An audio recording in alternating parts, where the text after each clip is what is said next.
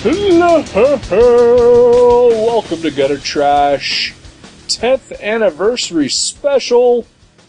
I'm going to keep this short. We've got a long show ahead of us.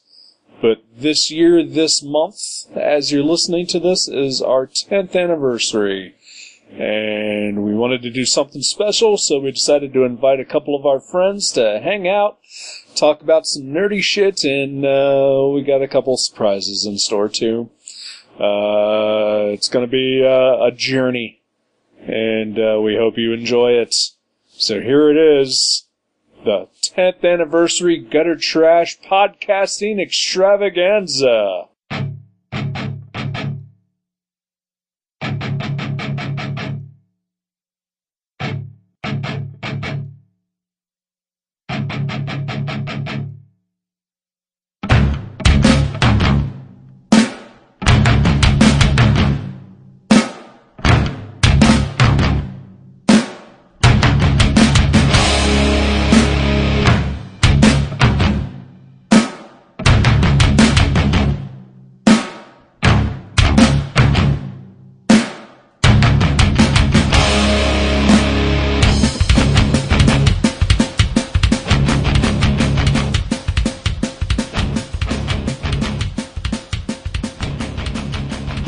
Hey, look it. It's Matt Brassfield. Hey, it is me. There he is. Thanks for having me on your guys' celebration here. Thanks for coming. Oh, no problem at all. Yeah. Long time guest. Yeah. One of our first? Yeah. Maybe our first? Maybe. I think I might have been actually the first. It was for the wrestler. Well, you're clearly the best. Oh, yeah. Hands down. Hands down. I know we had Pat Kane on fairly early, but I still feel Brassfield was the first for sure. Yeah. Well, yeah, thanks for coming back. Oh, no problem. No problem. It's pretty exciting. You guys have been around this long doing this. 30 years. 7,000 episodes. If we're still around in 30 years, or that many episodes, whichever comes first, right. I hope somebody puts us out of our misery. Especially if we still have not gotten any better. Because 10 years in, still hasn't happened. Well, you know, it was a high bar to beat our first episode. Well, that's why true. we've never gotten any better. The bar was set high. Yeah. So what comic are we reviewing here today? We're reviewing all the comics. Oh, man. Starting with the very first one you ever read. Go. First one I ever read? Yes. I don't remember what the issue number it was, but it was a Justice League comic book. Wow, really? And I can remember the cover, and what the story was, it was this magician guy, and he's taking on the Justice League, and the cover had him standing there, and all the Justice League members are falling around him. Huh. That's the one that I remember. Joe Gill now. Oh, yeah. Sure, yeah. Joe will call in already and tell us the issue number. We could just text him and find out, I guess. We probably should. But your review of it, was it good or not? I remember liking it as a kid. Tracked it back down many years later. And it was okay. It didn't quite hold up. But it got you into comics. But it was one of the things that got me into comics. Nice. That's awesome. That was one of my first ones that I remember. Where'd you buy it at? United Dairy Farmers. Wow. That's where I got it. It was off the news rack. And I remember that was like the first one I bought off the news rack. I had other comics, but I didn't really like read them because we had a lot of like the Dale, like Pink Panther and Bugs Bunny and stuff like that growing up as well. How old do you think you were at the time? Oh, God. Like 5 or 6? 5 or 6. Definitely. Nice. That's awesome. Yeah. So what about you guys? What was the first comics you guys ever I read? have no idea. Who remembers that shit? Matt Brassfield, that's who. I do remember reading some of my brother's Thor comics before I knew words. Because I remember looking at Thor and like Asgard and trying to figure out what was happening. I didn't know the couldn't words. figure out the funny feeling in your PP area. Stuff started stirring. Wow. And that's when Jason realized he liked Nordic men. It's true. And they have to be surrounded by Kirby Crackle for me to really get it all the way hard. I cannot remember the very first comic I ever read, but I'm pretty sure it was either a Spider-Man or a Batman comic for sure. The two comics that I remember very clearly, and I still, well, I mean, I don't own them from back in that time, but I've acquired them since then.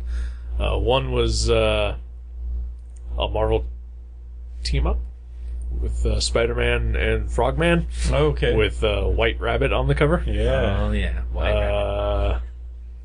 Although I do remember one that had the Beast in it, and I remember my mom like flipping through the book with me while like I sat on her lap, and I remember thinking that the Beast was like the bad guy because he was big and scary looking. Yeah.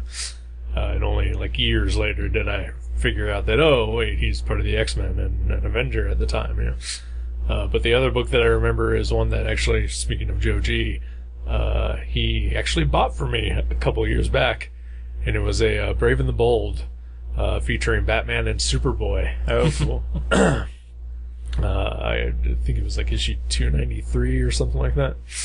Nice. But and he somehow figured out which one exactly it was by me like describing like a panel. That's what I'm saying. That's what I'm saying. We'll find out your Justice League comic for you. I'm sure I still have it. If I check my comic app, I'm sure I could figure out. Yeah, you don't get rid of anything, do you, comic-wise? I did a long time ago. I was dating a girl, and I just started to move in with her, and she, when I got in there, I found out she was behind on rent, so I sold my entire comic collection to pay the back rent. Dump that bitch instead. Probably would have been the better choice. But then, over the years, I've bought it all back. And I've gotten it all back. That's cool.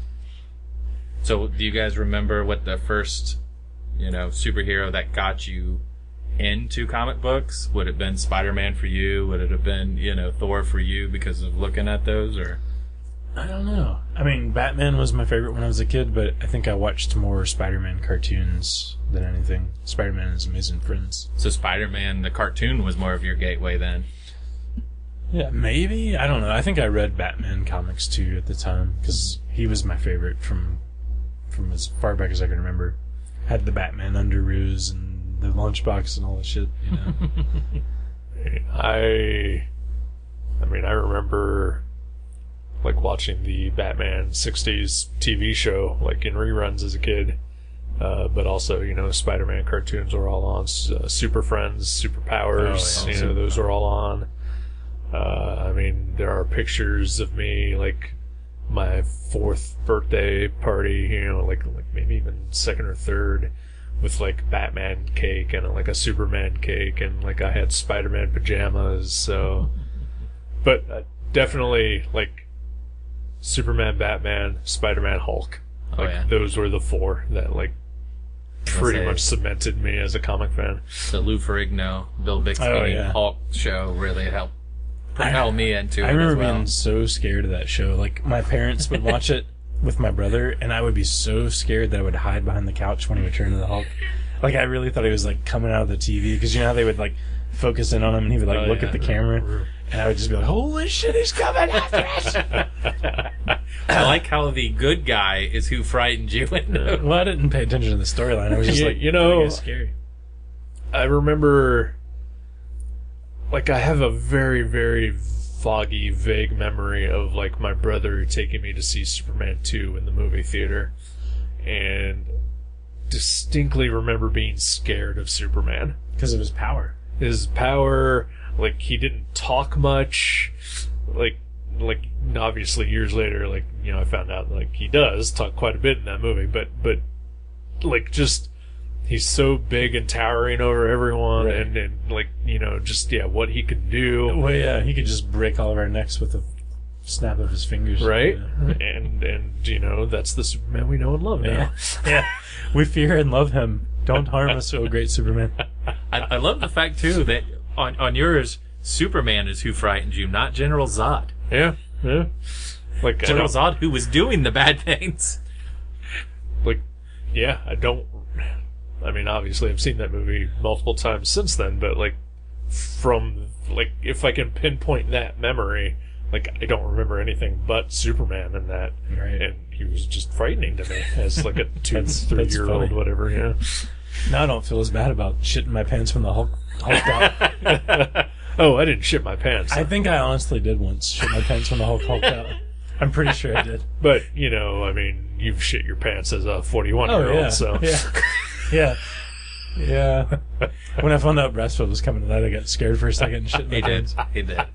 That's why we're getting a late start. Well, we also all had hothead burritos, so that didn't That help. could be why we shit our pants. That could even be why we retroactively or proactively shit our pants 40 years ago, knowing that we were going to eat hothead burrito in the future.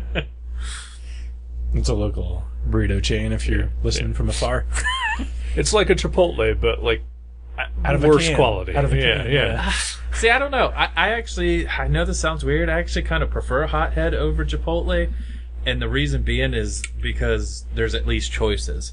Mm-hmm. Like when you go in there, you can get more on it. I think Chipotle is a little too cut and dry on what you can get. They have like a million kinds of sauce at Hothead, but other than that, it seems like it's exactly the same. Oh no, because like on it, like I mean, they have jalapeno cheddar burrito shells, that's so true. there's that. and like even like regular onions. I don't like pico de gallo or any of that stuff.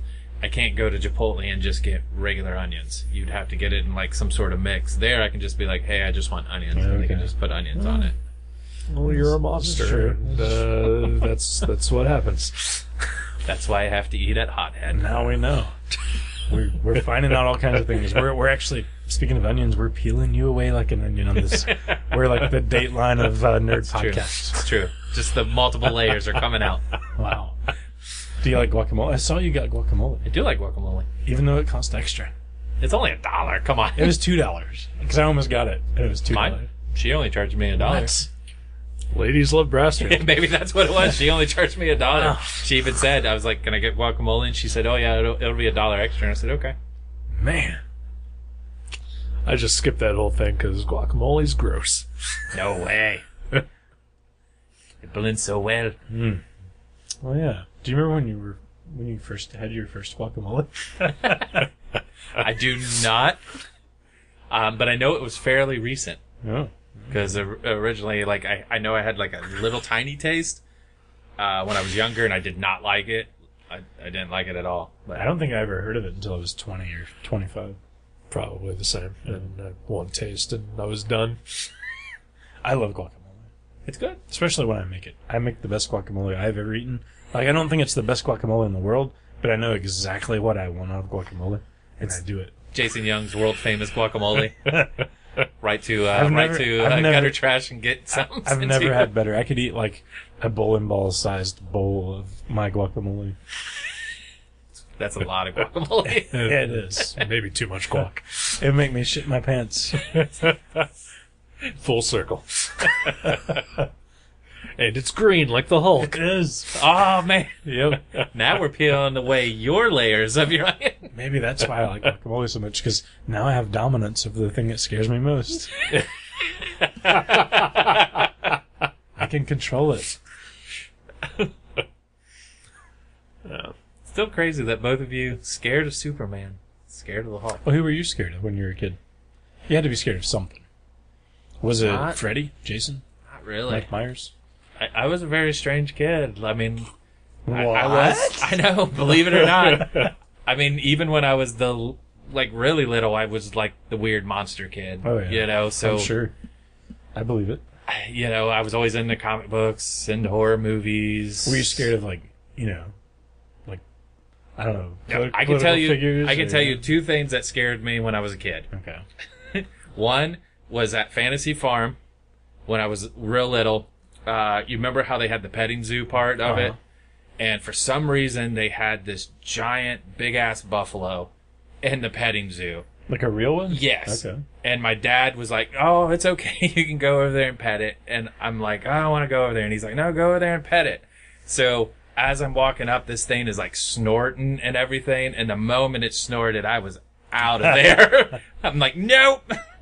And then the other one is, and it's the strangest damn thing that I was scared of as a kid, was the KKK. Mm-hmm. I don't know why.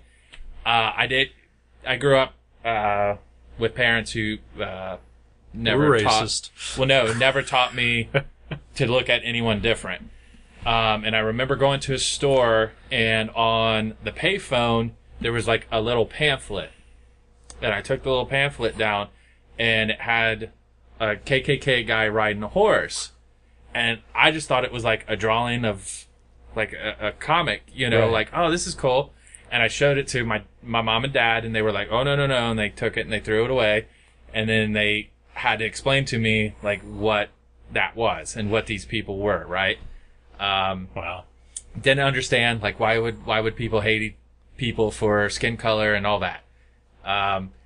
And one day, growing up, I grew up in Waynesville, and our neighborhood used to be a cul-de-sac, and a dead end, and there was a field, then the field led into the woods. Well, we went into the woods, a bunch of the neighborhood kids, and we were making a fort out there, and somebody carved KKK in a tree. And I swear to God, you would have thought that the KKK was after all of us. I was like screaming for everyone to get out of the woods and stuff. Like they were coming to get us. Like, no, we can't be here. Wow. They're here and stuff. Those Wow. are the two things that I think scared me the most as a kid. I'm learning there was like quite a KKK presence in Waynesville. No, weirdly enough, I mean, I never seen anything like that.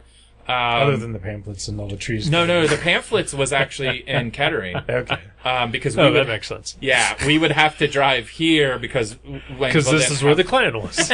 Waynesville didn't have a lot of like shops there, so that was there. What if your dad was secretly driving here to be in KKK meetings, and then he was like covering up with espionage? He was like, "No, son, these are terrible people." Yeah, wink, wink. You know. You've met my dad. No.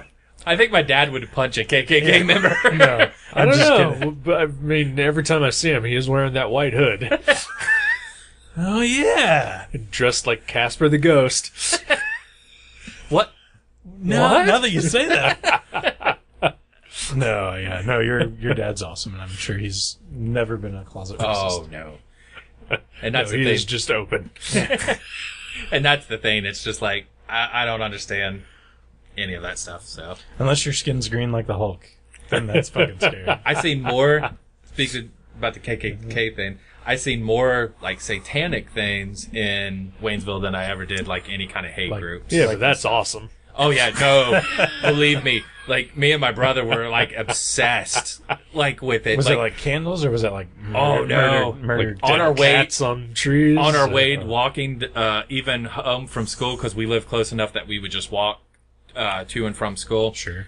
There was a road that we would take, and there was like evergreen trees there. No. And on the actual street underneath the evergreen trees, there was a spray paint pentagram, and we were like obsessed with it. Like Okay. we'd always have to get to the pentagram. That's cool.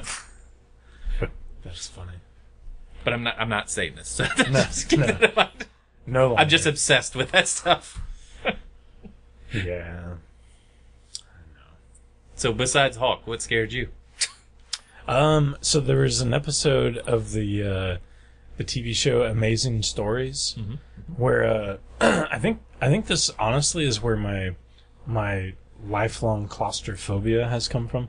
So there's an episode where it's like during, I don't know if it's World War II, and there's this pilot that's in one of those little turrets, like those gunner turrets Okay. under the plane. It's like the little bubble underneath the plane. Like the Millennium Falcon has. Like the Millennium Falcon. Maybe this was Star Wars. Because the co-pilot was super hairy and had a bandolier. No, but so he's like in there, and they get like shot at by their enemy, and like the landing gear gets blown off, and they're flying, and they're like running out of gas or fuel, whatever kind of fuel they use, and Gas fuel. and they also damaged the like little section that he was in, so he couldn't get out of there. Like there was like metal all in the way that was like prohibited him from opening the door, and so he's trapped in there, and they have no landing gear, and they're running out of fuel, so they're gonna land, and he's gonna be crushed to death in there, and they're like, "Sorry, buddy. I mean, we can't do nothing. You know, we wish we could get you out." And so I was just like, "What?" He's just like, because he's trapped in this little spot, and he's just gonna die. And so, like, I think that was like where my lifelong fear of like elevators and whatnot came from. So I was do hoping. vaguely remember that episode. yeah, I was hoping he was going to say the episode called Remote Control Man, where the guy can control the TV, and the Incredible Hulk actually does come out of the TV. Does it really? Yes, I was hoping it was going to come all back to the Incredible Hulk. I actually like that episode because I remember at the end they're all chanting, "Turn it off, turn it off." Yeah. Yep. Yeah, I like that episode. And I like the one where, what's his name? Back to the Future, what's his name? Lloyd. Christopher Lloyd. Yeah. He's walking around with his own severed head. Oh, yeah. That one was the best one. I think it was like the first I think that was the first episode. Yeah. And he was the school teacher, I believe. I loved it. And you see those stitches all across his neck. And he'd wear the scarf. Yeah. I love that episode. That was great. What about you? The Dark, Heights, Dogs, Water, Superman, my dad. Do I need to go on? It's a whole laundry list. Women. Women. No, wait, this is modern day. I thought all those were modern day. They still are. Yeah, things are scary. Yeah. All the time. I like how this jolly anniversary episode has turned into things that we're afraid of. Well, it's almost Halloween. That's true. That's true, It's yeah. 2 months away. Well, by the time this is on, it's probably Halloween, right? No, this will go up pretty early. Okay, cool. It's got to be up in time for the 10th anniversary. When is our 10th anniversary? It is pretty much right around now. Right? Yeah. Hey, we're recording it on the actual anniversary. I actually believe, I can't really confirm, but I'm pretty sure you and I recorded at least the very first test episode. Uh-huh. If not, like, the very first part of our first episode, like, pretty much 10 years to the day right now. Wow, that's crazy. Yeah. That's awesome. I remember it was mid-August when I bought, like, all the equipments, and it was around, okay, no, it was, because this upcoming weekend is Labor Day weekend, and I remember on Labor Day weekend going out and buying my copy of Astounding Wolfman Volume 1. Oh, nice. Which was our very first book. That was, yeah. Yeah. Nice. So I think we had recorded our test episode, our sort of intro. So, yeah. Craziness. Yeah. Did you guys, when you first started, did you think it would last this long? We thought it would last 2,000 episodes. Yeah.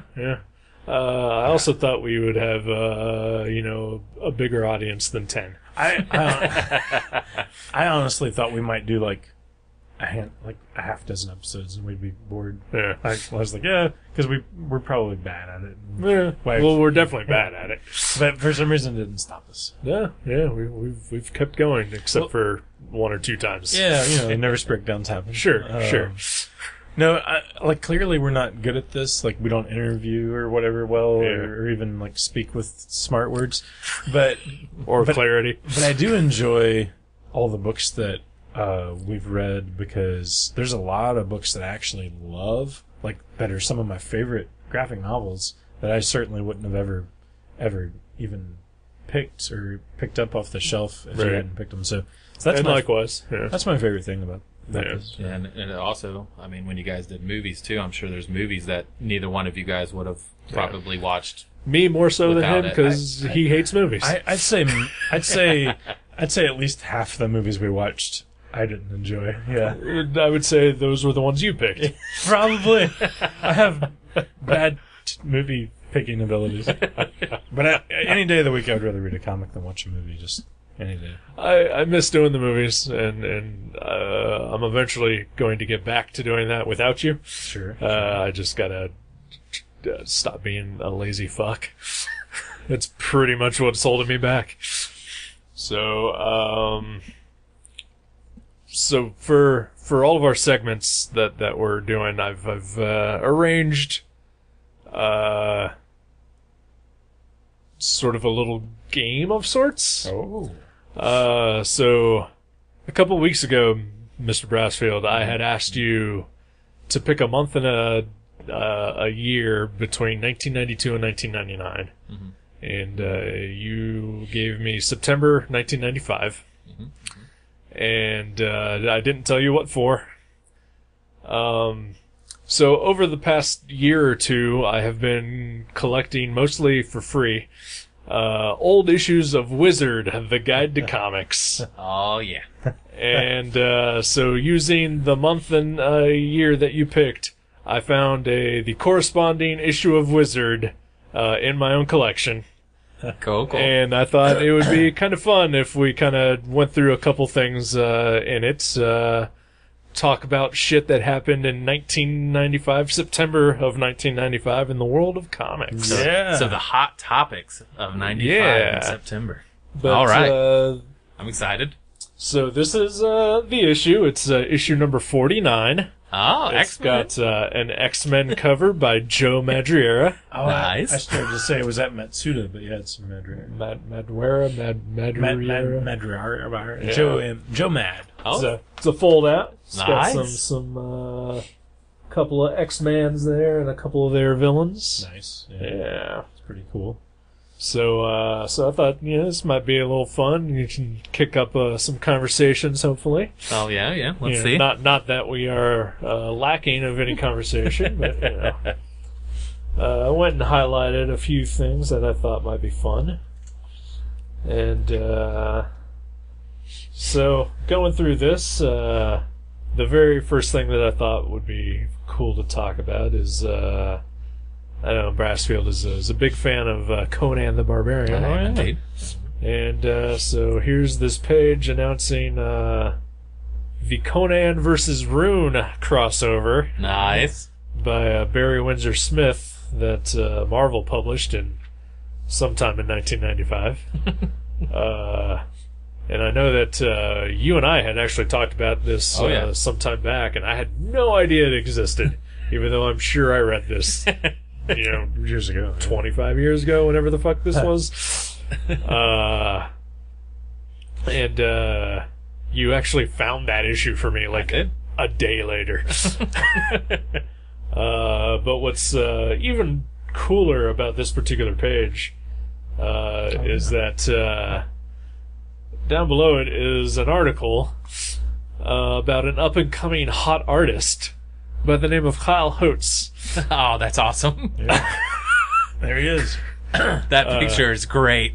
He is a comic artist that is well known to the three of us and mentioned numerous times on Gutter Trash.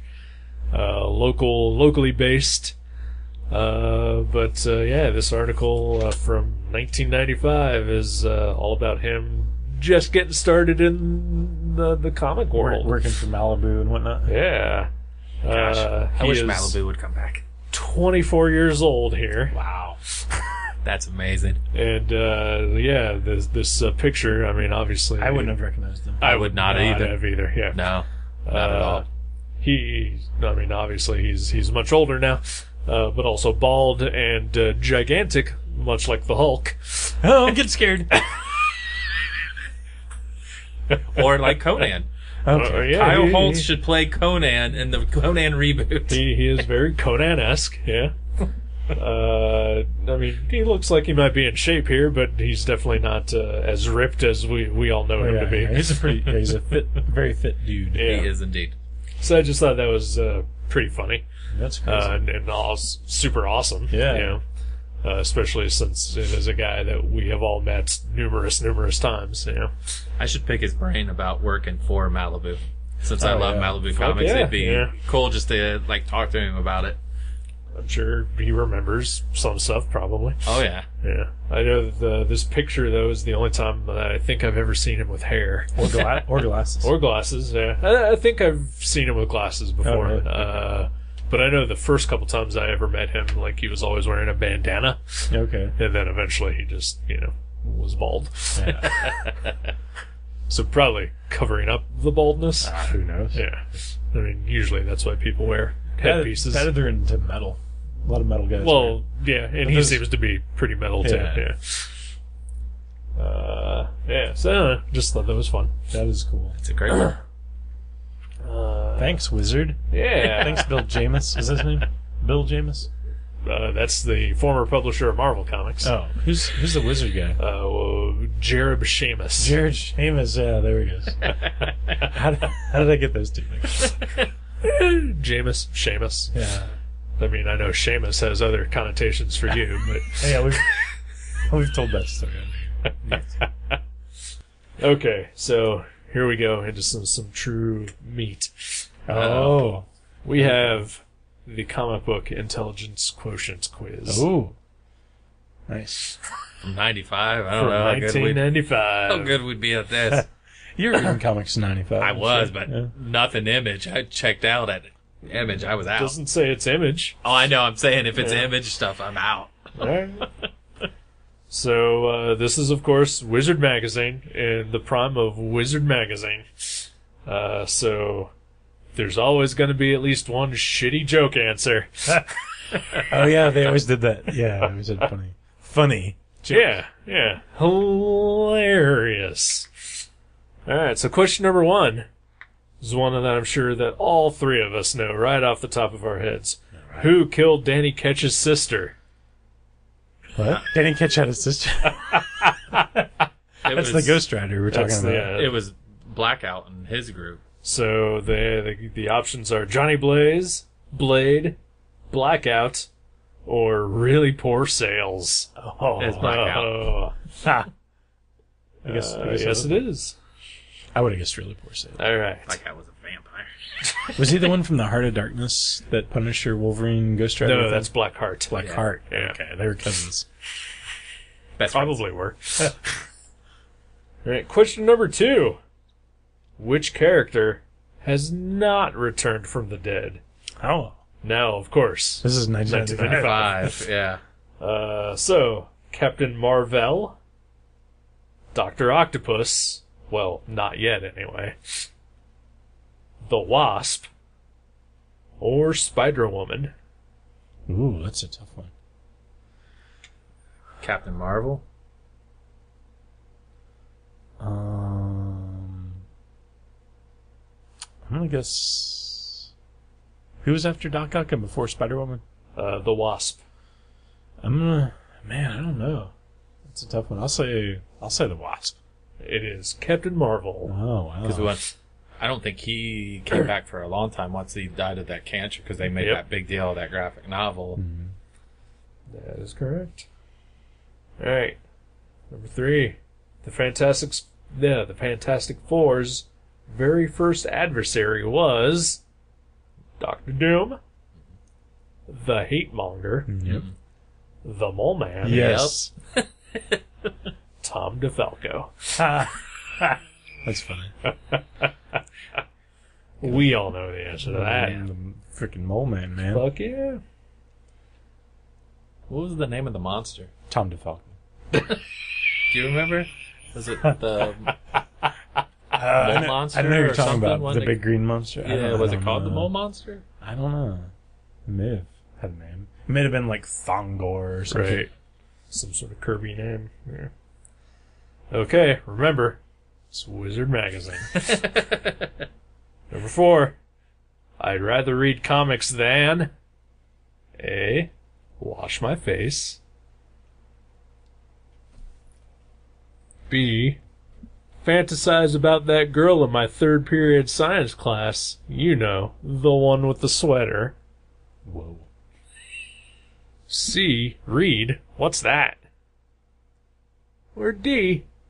All of it. Come to think of it, I'd rather read comics than anything. Yes. That one. I'm going to go with the girl from the science class. So you'd rather read comics than fantasize about Oh, the girl. no. Then, yeah, no, Yeah. I'd rather do any of the... I'd rather look at the girl. Yeah. Question number 5. Who among the following is not a Native American comic book character? A. What? Tish 12 Trees? Tish 12 trees. B. Ripclaw. C. Wyatt Wingfoot. Or D. Great Bear. I'll say Wyatt Wingfoot. I'm going to say Great Bear. I have no idea.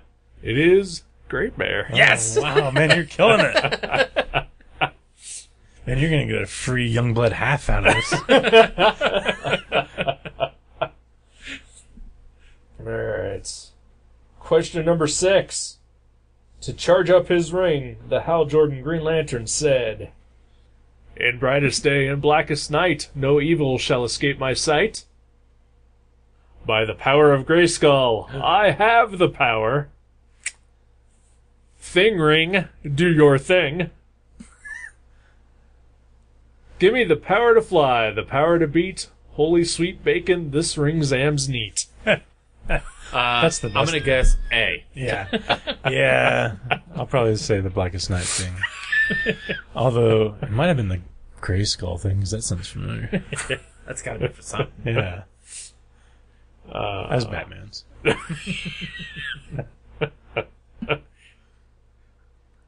Which character wasn't born on Mars? Oh, was not born. A. The Martian Manhunter. B. John Carter, Warlord of Mars. C. Marvin the Martian. Or D. Mark Wachowski. Who's Mark Wachowski? I have no idea. Isn't it John Carter? Because he went to Mars, right? He didn't start out there. I thought it was John Carter. It's John Carter. So apparently, Mark Wachowski is born From on Mars. Mars. Don't know who that is. Number 8, Green Arrow, never used. The 8-ball arrow. The boxing glove arrow. He used both of Spam arrow. Tear gas arrow. I'm going to say spam. Spam. It's got to be spam. It is spam. Nice. And also a classic Weird Al song. Spam in the place where you live. We're waiting for it. Keep going. Question number 9. How did you feel after reading Amazing Spider-Man number 400 with the death of Aunt May? Spoiler. I hadn't got to it yet. A. Disgusted that comic companies are still using death to sell books. B. Happier than a greased-up fanboy in a chromium factory. Ah. C. Shocked, because after like 18 billion strokes, heart attacks, and collapses, they actually offed the old broad. Or D. I don't feel anything, because the onslaught of TV and comic violence has numbed my senses. Oh, wow. I would say C, because I didn't think they'd ever kill her. I would say C and B for me, but I'd say C more so than anything. The correct answer was D. There's a correct answer to your opinion. Yep. Yeah. I didn't know that. All right, and the final question. Dun, dun, dun. This is for the whole shebang. Yes. All of it. It's on the line right here. What were Bucky's last words before he was blown to itty-bitty little pieces?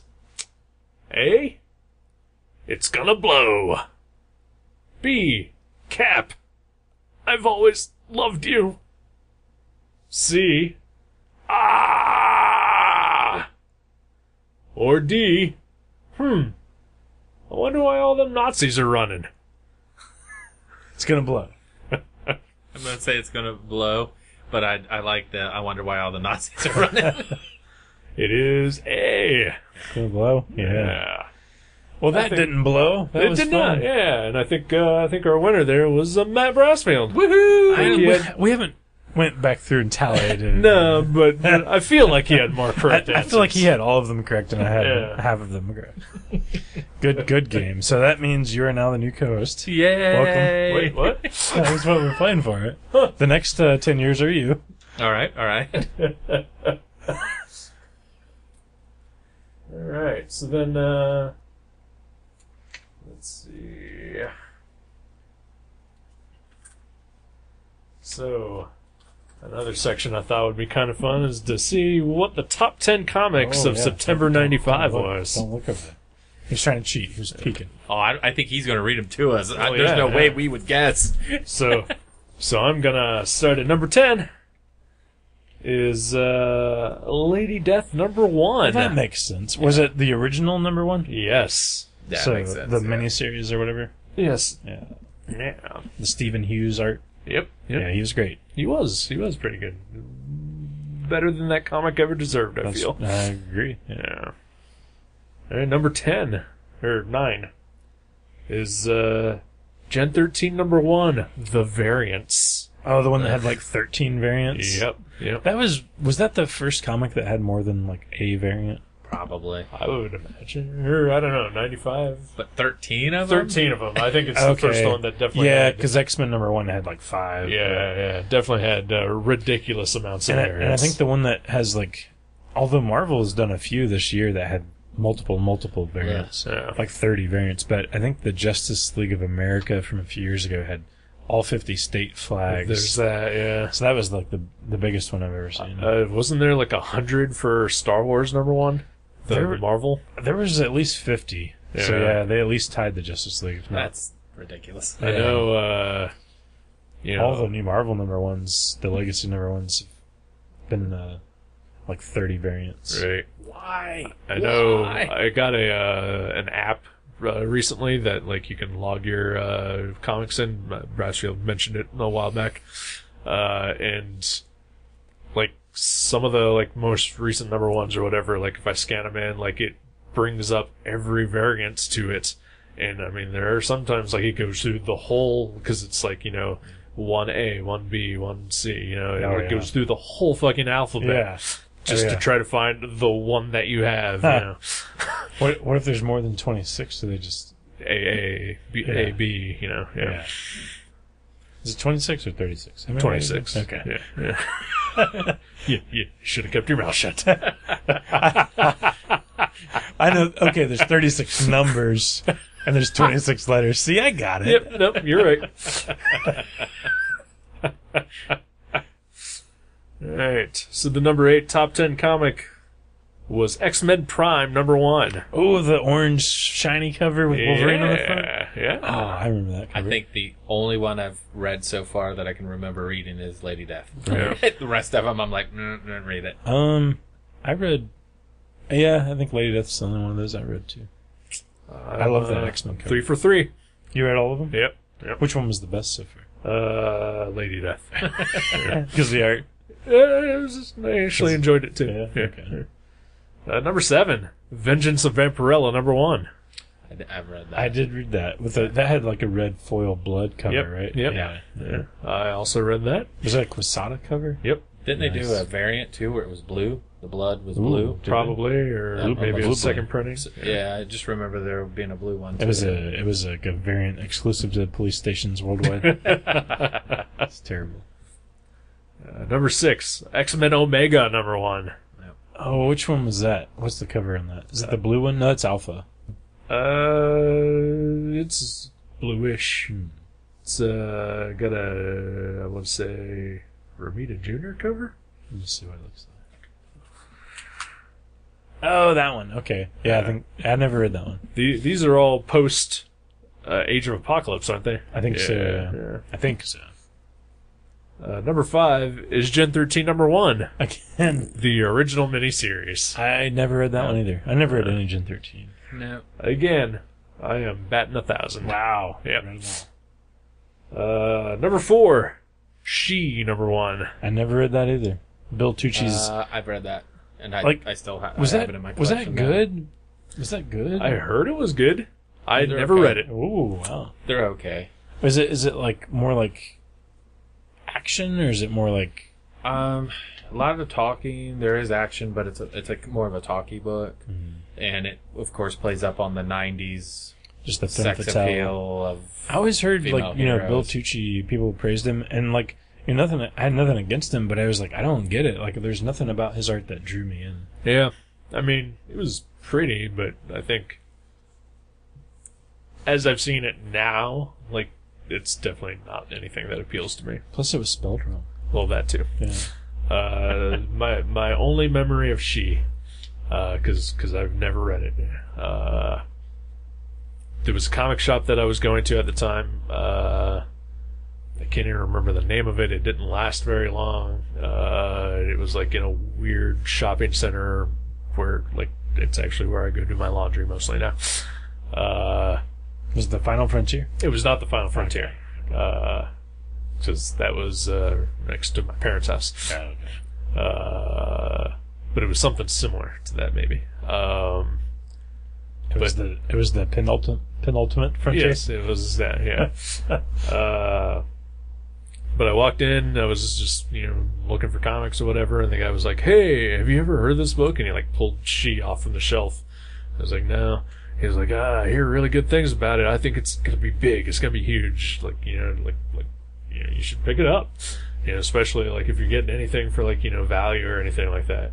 I was like, "No, I don't think so. Just get what I'm getting." Right. And he's like, "All right, Like I've got all these Gen 13s to read. right, yeah." There's 13 different variants. I need them all. Yeah. I'm gonna buy 2 of this Janet Jackson parody one. Oh, that's a great one. And once you fucking know it, that book becomes like a $500 book like within the next 3 months. Really? I mean, it was hugely expensive. popular. Yeah. And I missed out. I never read that one. Book number 3, Lady Death number 1. What? The second miniseries, Between Heaven and Hell. Oh, see, I never read that one. The chromium version. With a sword? Just get the sword. Yep. I got one in my collection now, too. Did you read it? Yeah. Is it good? I mean, if you like Lady Death, yeah. Also read it. Also enjoyed it. Yeah. Was that still Stephen Hughes? Yeah. Okay. Yeah. I think he drew all of them until he died. Yeah. But none after? None after. Okay. Very few after, anyway. Very few. Yeah. Number 2, X-Men Alpha number 1. Yeah, that's the one. That has a Joe Mad cover, I think. Yes. Yeah. I think I did read that one. That one is firmly entrenched in the Age of Apocalypse stuff. Because it's got one-handed Wolverine on the cover. Oh, yeah. And the number 1 top 10 comic. Can we guess? Let's guess. Ooh, yeah. Gosh, You will never, ever guess it. It was Chester Brown's Yummy for number 20. Fuck. I know my wizard. Number 1 comic. Was it... September 95. No idea. Was it Death of Superman? Nope. Okay. Nope. I will give you this hint. You, Jason Young, love this artist. Is it some young blood or something? Nope. Is it Yummy for? Nope. Was it... Man, I really do love the artist. Oh, okay. Was it Walking Dead number 1? 10 years before it ever came out. The wizard's on it, man. You don't like the Colonel? Oh no, I like the... Well, actually, so yeah, I do like that artist, yeah.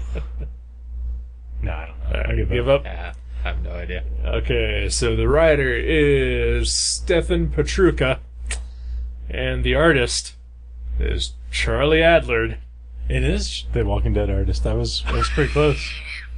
and it is X-Files number 1. Wow, from Topps? Yep. Wow. Nice. Topps Comics. I didn't know. I didn't know he did this. I never read this. I think X-Men Alpha and Lady Death number 1 might be the only 2 books on that. If I even read those, I don't know. I might just remember them from the covers. So the only ones I didn't read were She and X-Files. Wow. I read So X-Files. you had your pulse on the heartbeat of comics. Fuck yeah, I did. Still do. Yeah, well, no wonder you reread all these wizards, so you know what's happening now. If we don't learn from our past, Yeah. we're just doomed to repeat it. And we are repeating it. Yeah. With the 12,000 different variant covers Oh my and gosh, the yeah. 'Cause no one guessing learned. the market of a book before it comes out that it's going to be worth something. So, like, ugh, We never God. learned. the 90s again. Yeah. Alright, and so for our final segment, Jason and I sort of played this game already this past weekend when we were discussing what we were going to do. And I thought it was kind of fun. We were going to play Guess That Price. Oh, God. In the No, 90s, too. No, Jeez. now are all these still in their bags with the cards? We need to know that before we get. Yes, they're still Okay. sealed. Still bagged with the card, Matt. All right. Okay. All right. In the free Kool-Aid packet and some of them. Well, God, that was a thing that happened. Yeah. Oh wow. All Or your right. Fleer Ultra X-Men cards embedded in it. Yeah. So, since Matt Brassfield's favorite comic book character is the Incredible Hulk, I thought we would play some Incredible Hulk Guess That Price. Oh Lord. So, I have done some research already, and I have found, I picked 3 books from the Incredible Hulk's history. Okay. What Wizard is pricing them in their September 95 price guide, Okay. and what they've recently sold for on eBay. Oh jeez.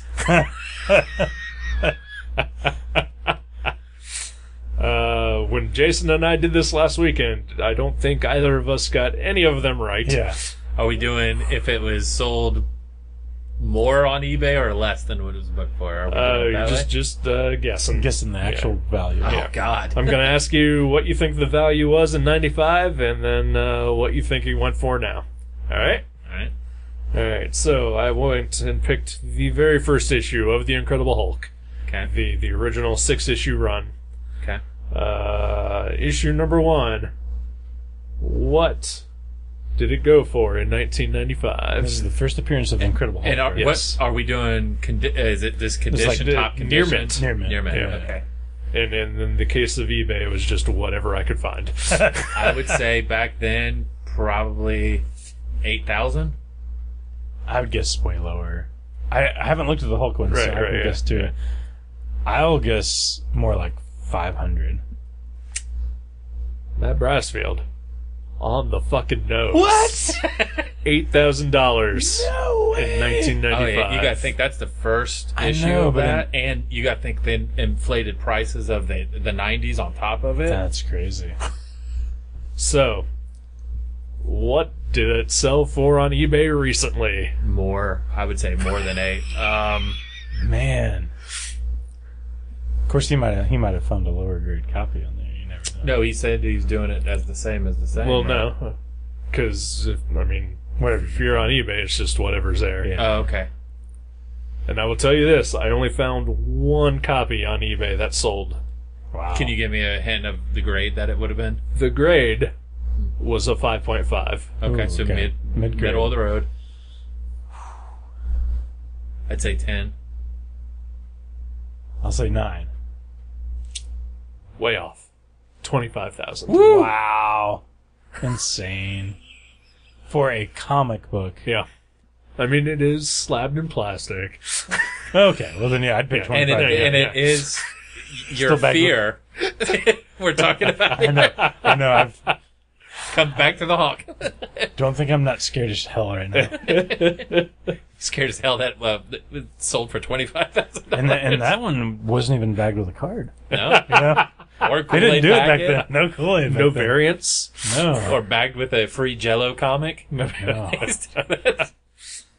All right.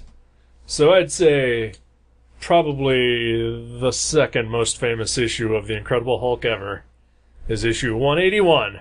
The very first appearance of our friend the Wolverine, complete with his hot claws. Because that's what he has now. Yeah, he has hot claws. Yeah. Now, does this still have the Shanna of the Jungle stamp, Marvel value stamp embedded in it? Ooh. No. Okay. So, in 1995, what did Hulk 181 sell for? You want to guess this?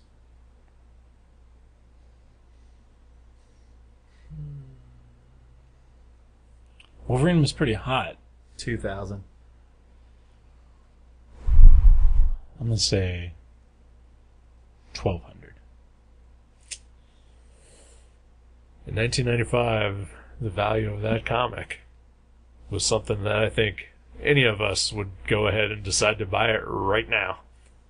$360. Wow. Yeah. Near mint. Wow. Yeah. That's amazing. Now, what did I find it on eBay? Probably $10,000. Are you doing the highest that you found or lowest? I found just the highest that I Actually, found. no, Highest. not 10,000. I'll say Okay, I'll say 5,000. I'll put it. I found it. The highest that I found it was a 9.4. Oh, so it's high up there. I'll say 5,000. I'll say 7. Jason was closer with his first guess. Wow. 9,600. Wow. Crazy. Comics worth money. Yeah. We need to start squirreling away some Defenders of the Planets #1s. Yeah, let's slap them. Especially the variants. Oh, yeah. No, those variants are Oh, terrible. yeah, nobody likes the variants. Variants They are more confuse limited, people. though. Oh my god, you're right. It's not like I can't ever print as many as we want. Don't tell the secret. But then that would be a second printing. Not the way we do it. Oh, okay. All right. They'd never know. All right, so the next issue of Hulk that I found is one that's not as famous as the others, but for me anyway, in '95, it was one that I remember being kind of a big deal. Mm-hmm. It's issue 377, which if you don't know which that one is, it's the one where all the Hulk's personalities merged into one, the Smart Hulk, finally. It has the cool cover. Yeah, the fluorescent green with the Hulk in shadows. Or there's the second printing, which is the reverse, which actually is more rare. But I only searched for the first printing. Oh yeah, first printing's more iconic. Yes. But the second printing is worth more nowadays. So, in 1995, how much was that issue worth? I'd say $20. $10. Dead down the middle, 15. Ooh. Yeah. Yeah. So, I found it on eBay twice. One graded, one not. The grade was a 9.8. How much did that go for? $30. $20. $84. That's insane. Why? We got to be grading all of our books. I know, because you could get you can find that everywhere. CGC needs to sponsor this episode because this is the best commercial for them I've ever heard. Yeah. Wow. So then I found one that was not graded. $2. Yeah, $1.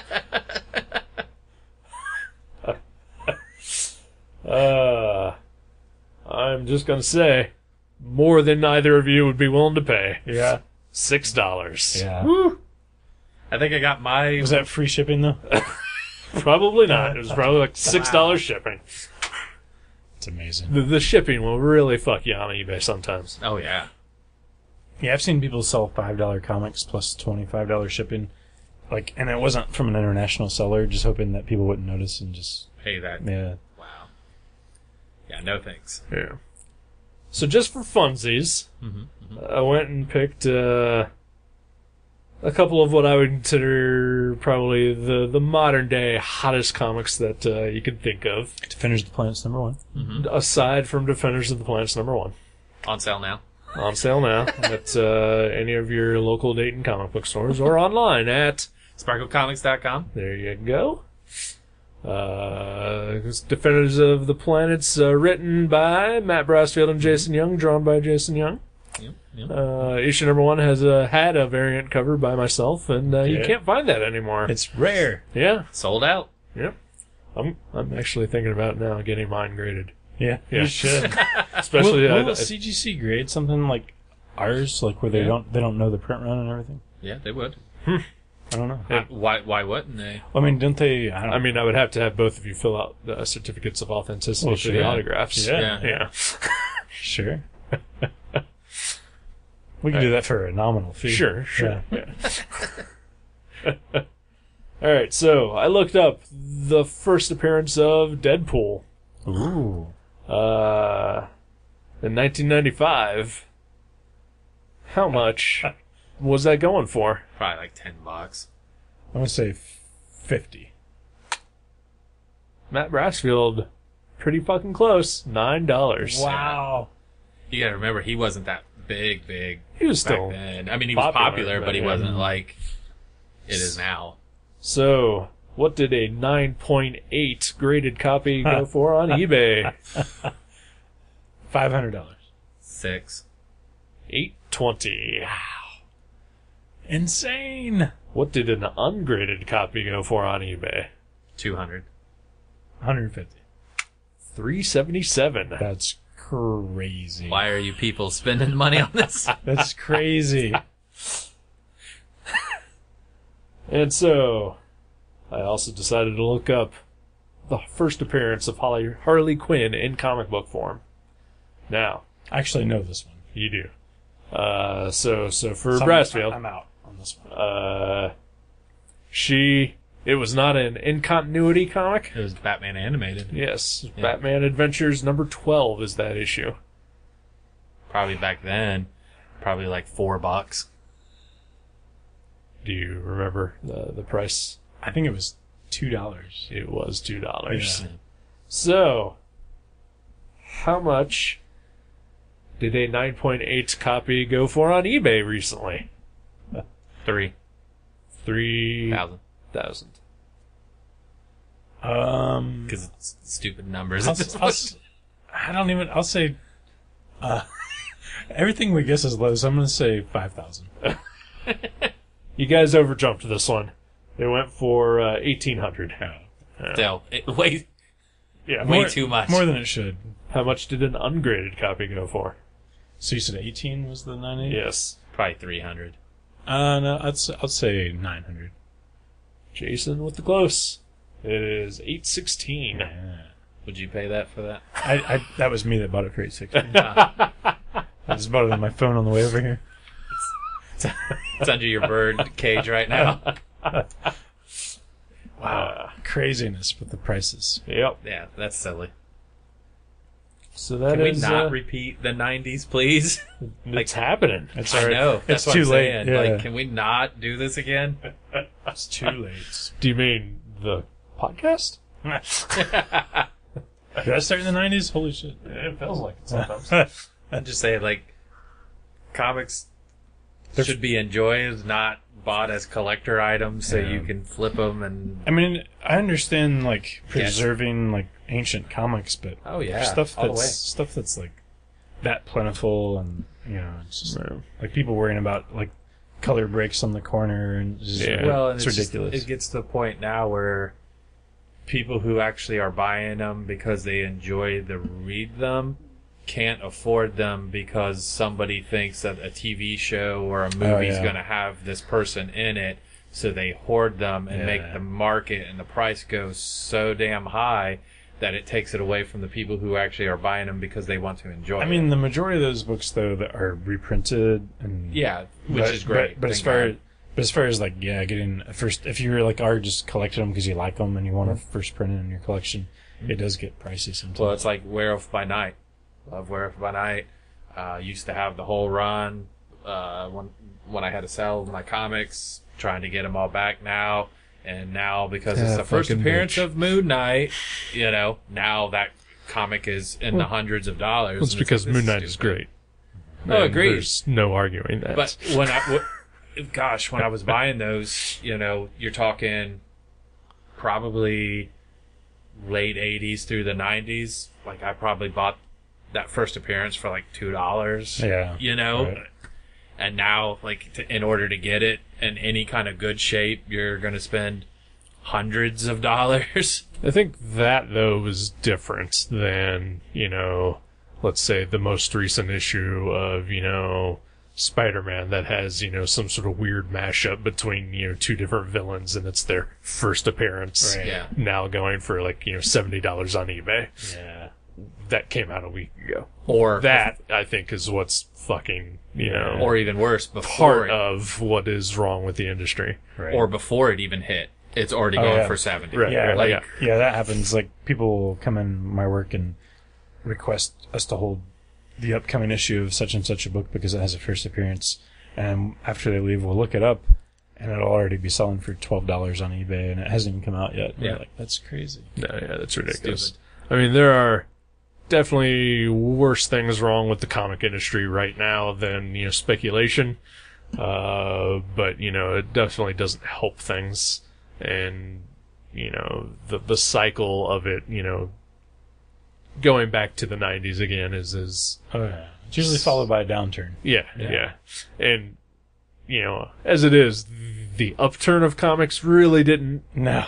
go back to a point where any downturn now is going to be okay. Oh, yeah. It makes you wonder, like, who would survive if it had another plummet. Like, Who will survive and what will be left of them? exactly. Yeah, Eric and I Exactly. looked up, like a week ago, we looked up some print run numbers from this summer, and like the number 500th book on the Top 500, yeah. like there was a DC book called New Challengers that restarted, and it was like number 3 or something, but I know sales are poor on that book, but it said there was 930 copies made. Something like that, yeah. And, Wow. and Less than 1,000. that blows my mind that there's less than 1,000 of a DC or Marvel book out there. Yeah. Because think about it, our print run at Sparkle Comics Is at least 150, if not up to 500. I mean, like, books like Shock and Macabre is already in the, like, 300 print run. Right. So we are a micro Yeah. things, and we are close. I mean, Right. that's crazy. Yeah, it's nuts. Well, So I'm going to get every copy I can find on New Challenge number 3 and grade them from CGC. hey, And then destroy the rest. Yeah, in 20 years, I'm gonna be you rich, never man. know. I mean, honestly, when you think about it, something like, Action Comics, which at its peak was selling millions of copies a month, like in the golden age, the only reason, I mean, there's historical significance, but, like with the comic scare in the 50s, the Wortham thing, and then the witch hunt, of sorts, like, a lot of those comics were destroyed because parents freaked out. And so that's what makes them scarce now, is finding, copies in good condition, that survived, and still have that historical significance. So, when you compare it to X-Men #1, which also sold millions of copies, Right. most of those millions of copies are still kind of floating around out there. Oh, yeah. There's a bunch in our back room right now. Right, there's probably like a good quarter of that. Right. Like just in, I've seen the them. back room at Mavericks. I've seen them in people's quarter boxes. I've seen them in the 3 for $1 boxes. I've seen them all over the place. Like, that book is everywhere. Right. And it honestly, the top selling comic of all time is X-Men #1, if I remember, the Jim Lee one. At the time, yeah. What is beating it? Do you know? Don't ask me. Because Spawn? I don't know. Because I know, like, shockingly enough, like, even the Death of Superman didn't sell as many of that. Right. Which is crazy. Because, Yeah. that was news Oh, yeah. everywhere. But, so basically what I'm saying is, if you have spare copies of X-Men #1, go ahead and trash them, because that'll raise the value of the rest of You're them. just doing your part. Yeah. Well, this has been a joy. Yeah. Definitely. So, Thanks for playing our dumb games. Oh, Yeah. no problem. Thanks for having me again, like I said. Always enjoy being here. It's been a while since you've been here, so we should probably rectify that in a future episode. Yeah. I don't. We probably have him on again sometime soon. They're shaking their head. That means they don't want me back.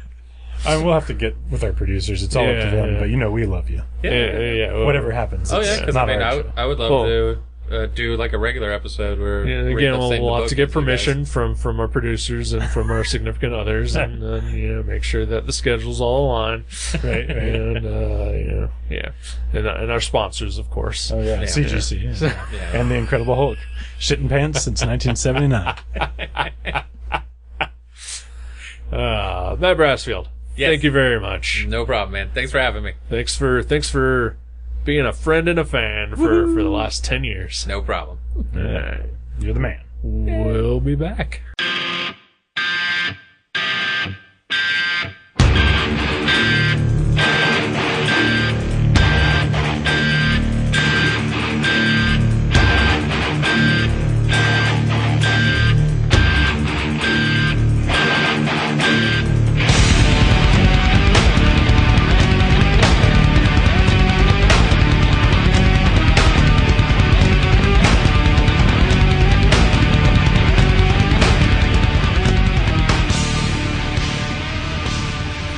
look over there. It's Kathleen Coyle. I'm really disappointed that there wasn't a whoopee cushion. Like, you guys, when I walked back in the room, you guys were both like, and I totally thought you were just fucking with me for a minute. Yeah, I didn't know he was going to start recording either. I took a drink of your soda. I expected it to go like...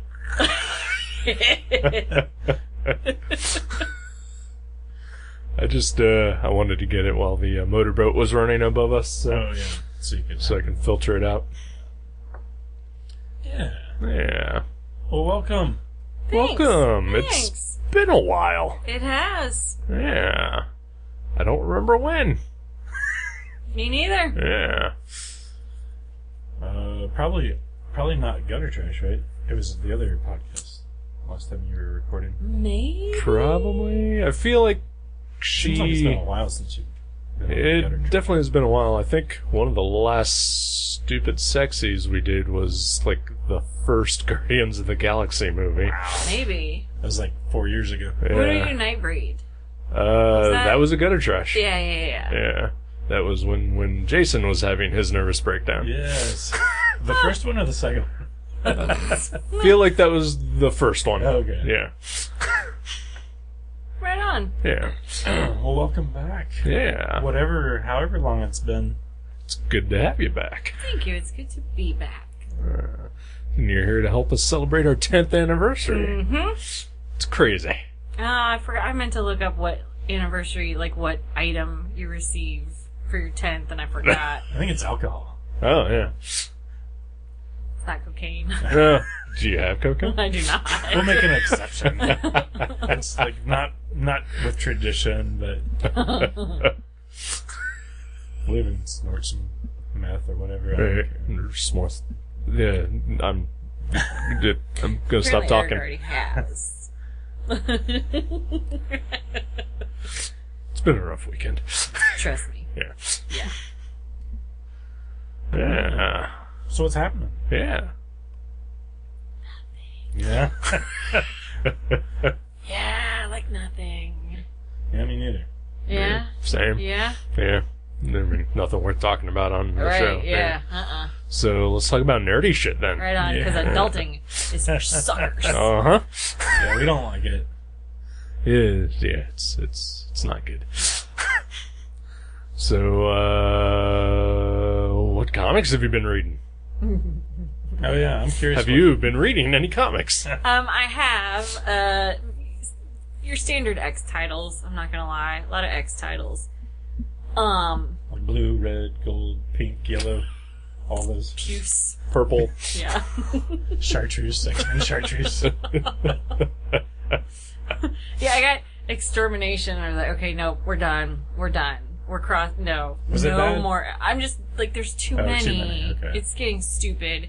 And frankly, I'm a little shameful every time I go in there. Did you Yep, get, this is what I read. did you get Mr. and Mrs. X? Oh. I'm not gonna continue though, because their system picks things out for you that it thinks you might like, which is cool sometimes, and you're under no obligation to buy it. That's the cool part. You know, so Yeah. like, their computer knows that I read X-Men books, so it suggests many shitty comics for me. But I like the cover for number 2, but yeah, I'm not gonna get it anymore. For Mr. and Mrs. X. Mm-hmm. I just kind of flipped through it, and it was like extremely wordy. Like there was like, which I don't mind reading books, but if there's a balance in comics that Yeah, works. that's the point, right? Yeah. I have a hard time reading old comics because of that factor. Right. Which is fucking bizarre, because when I was a kid, I read the shit out of those Right. comics. Yeah. The internal monologue drives me crazy in older comics. Like, Yeah. you're cheating. That's the point of the comic. You show me what's going Yeah. on. Right. Yeah. So I actually wound up reading Mr. and Mrs. X #1 as well. Mm-hmm. And, I haven't read it yet. Okay. Yeah. I did not enjoy it. Yeah. I bought it because our friend, the aforementioned Joe G, recommended it on his review for the website he writes for. And I said, well, I like Joe G. I trust him. You used to. Yeah, right? Both of those things. I was talked into Milk Wars. Yeah. I bought that last night. That's Okay. what I was The expecting to be jelly- made fun of for. Yeah. Why? I bought those too. Yeah, I bought them. The cover, it's the trade. They're like, I mean, come on. Right. It's like, yeah, you're right. Yep. Bring her up. I only So- read the bookends because the bookends are the ones with Justice League and Doom Patrol, and then there's I think 3 or 4 interior ones. But Yeah. I didn't. I just read the bookends, and like when you read the second of the bookends, you feel like you're missing a little bit, but they kind of like fill you in Okay. because those two kind of go together really well, and then the other stuff like fleshes the middle of the story out. Trade has a great, like, fold out poster. Great. Is it all the like Yeah. milk people flying? Yeah. Nice. I haven't read it yet, but yeah, I did. I bought all of them. Right on. Yeah. All right. No judgment here for that. Do you read X-Men Grand Design? Have you been picking that up? No. Ooh, The fuck? that I got 19 X titles in my file, and that's not one of them. that is really good. It's. Do you know of it? Uh-uh. It's by Ed Piskor. They did hip Oh, hop. yeah. Yeah. It's really cool because it's like hip hop Family Tree, where it's not like. Now that's wordy. Yeah, exactly. Yeah. So this book too, it's not like 3 panels in sequence where a character's like doing different actions and things like in a normal comic. It's like every panel has a narration and then like a panel that goes with it. Sometimes with a word balloon, sometimes not. And it is more like almost textbooky, kind of Yeah. like hip hop That's Family cool. Tree, but it's really neat. Yeah, it's cool. It's real fun. But they're like $6 an issue too. Well, Or you can buy the like 12 by 18 trade paperback. Oh yeah, yeah. He did like a Marvel Treasury size trade. really? Yeah. And in the first one, he took the original 1963 X-Men #1 and recolored it the In entire his issue, style, yeah. and it's in there too. So it's really cool looking. And the second trade is going to have the Jim Lee X-Men #1 Holy wow. done crap. in his style. I didn't yeah. know that. Yeah. Yeah, you should probably give it a look at least. And like tons of like drawings that he did when he was like 4. Oh, I always love that. Yeah. And like Yeah. his little like homemade X-Men books that he made when he was like 10 or 12 or whatever. It's pretty- really it's awesome. adorable, Yeah. yeah. It's pretty awesome. Huh? Well, it looks like Superfly's computer cerebro didn't figure that one out. No, they're Skynet. Yeah. Is it Marvel? It's like sanctioned by Yeah. Marvel. Oh, yeah. And yeah, the cool thing is like he is writing it and drawing it and lettering it and coloring it, which they usually don't let people do that Yeah. because it kind of makes that story or those characters like belong to that person sort of in the Yeah. reader's mind. But yeah, it's really neat. Interesting. I've heard rumor that apparently Tom Scioli might be pitching like a Fantastic Four type version of be the awesome. Grand That Design. is his Dazzlers is one of my favorite in my collection. Yeah. Yeah. Yeah. Yeah. He's gonna be drawing a GoBots comic pretty soon. Shut up! That's right. He's gonna bring to life your favorite police car robot, Hans Cuff. That's the actual name of that GoBot. Is it a car or a copter? I think it's a copter. Copter is Cop-Tor, the Yeah, police you're copter. right. Yeah. My favorites, I had the submarine. Oh wow! Yeah. It just kind of looked like a missile. Like, I'm pretty sure submarines don't look like that. And then, like, the little red scooter. I still have both of them. Oh yeah. Was his name just Scooter? Probably. Yeah. I had Jeeper Creeper. It was the only GoBot I ever bought, and then I discovered that Transformers existed, and I stopped buying GoBots. Yeah, I had, GoBots were- I had the motorcycle. Psykill. Psykill, yeah. Yeah, me too. Yeah. Yeah. That one was kind of hard, too. Are you allowed to say transform when talking about GoBots? Sure. He was hard to manipulate. To GoBot. Yeah. Actually, I think Transformers now owns the GoBots, so Aw. totally perfectly okay Yeah. to say that Alright. now. Yeah. But yeah, I'm really looking forward to that comic. Yeah, he's Right on. pretty sweet. Here's the thing I did recently that I'm gonna put on the internet Awesome. for eternity. like, managed to transform my Starscream in a hermetically sealed birdcage. Wow. Oh, wow. Yeah, like I could fit it through the door, like half transformed, because it's got a little door about yay big. Yeah. And I used like crafting nylon, not wire, but like invisible string Right. and things to transform him in the birdcage. So now He can't fit out the door. Nope. In that form. That's Nope. amazing. So I know why the cage star screams. So is he robot or plane? Robot. Okay. that's amazing. Yeah. It's like a That's ship in a bottle kind of thing. Yep. Yeah. That's the great. thing I did. That's awesome. I demand pics. I will. right. You're gonna have to remind me, but I will definitely share pictures. Yeah. Speaking of birds, did you guys know that today is International Vulture Awareness Day? Nope. Interesting coincidence, because I saw like 19 of them Vultures, yeah. traveling around counties today. Maybe Yeah. they're touring for the awareness They know, Day. yeah. Or, there's just a lot of dead bodies out there. Both, okay, definitely yeah. both.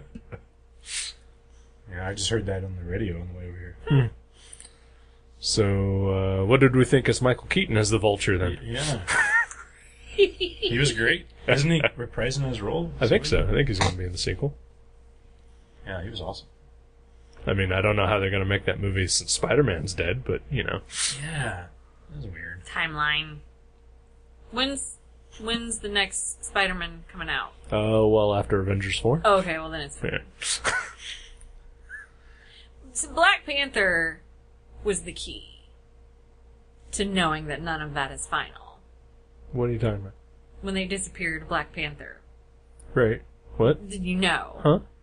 Like, that's how you know that none of it is sticking. What? I don't Because understand. they're not, the Black Panther, the movie was, no, stop it, I actually haven't. I have not seen the Black Panther movie yet. Oh, this is not a spoiler for that cool. then. Oh no, I don't mind spoilers for that movie at this point because it's my fault. I'm just saying, like, I might not understand. Oh yeah, no, I just meant that they're not gonna do that to that character right now. Yeah. That's how. Once he Voldemorted. Obi-Wan. Yeah. Also, I saw it in there, so fuck you. Yeah, I know. Yeah. But yeah, Michael Keaton, he was awesome. He was. Did you dig that movie? Yeah, I've never really cared a whole lot about Spider-Man. Yeah, that. I know, it's fair, it's fair. It's un-American. That'd be Captain America. But, Yeah. Or Superman. Or, Yeah. or America. I'm lukewarm on America. The character of the country. The band. Okay. Horse Good no answer. name? Really? Good Oh, answer. fuck you. It's a great song. Last Unicorn Score? I mean, yeah. Is yeah, that it's fine. was that America? I thought that was Neil Young. The No, yeah, that's America. Oh, okay. I Yeah. didn't know. Did he cover it? Maybe I thought Yeah. it was Neil Young. Huh. Maybe you're thinking of Neil Sobleski. Maybe I'm thinking of James Brown's "Living in America," Oh, yeah. which was written by Neil Young for James Brown. That's not true. That's not Okay. true. Yeah, like, but tell me that it is, because if it is, Yeah, it yeah. would be amazing. Yeah. Are you reading any other awesome non-X-Men comics? No, not really. I've been kind of going back and reading trades that I've had for a really long time and just never... Oh, well, well, kind of also, because I do the Marvel Unlimited, where you can read Oh yeah, unlimited digital issues. sure. And I've been going back and rereading Generation X. Oh, nice. Nothing wrong with that. Yeah. I've been buying a lot of old Generation I'm X's. thinking about honestly buying them. But I I'm have only quite a doing few, I'm only doing the Chris Pacello issues though. but, is that the first? Yeah, Yeah. Yeah. I mean, that book was so fun. The art's great. The characters were great. Chamber. Yeah. Chamber is one of my favorites. Skin. Yeah. Husk. What's the M. guy? M. Yeah, what's the villain on the cover #1 that has that cool like mask? Empath? Emplate. Yeah, that guy always had an interesting design. Yeah. Also like Sugar Man. Sugar Man. Yeah. I don't even know who that is, but I love his name. I think he was in Generation Next, Oh, okay. Yeah. which was I the think you're Age of right. Apocalypse. Yeah. I think he transferred over to the regular universe afterward, though. But he was forever known as Stevia Lad or something after that. Is now. Splendid guy. Splendid.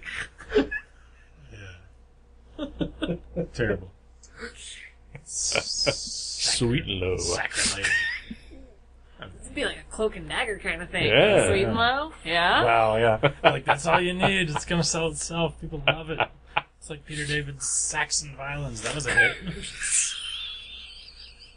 How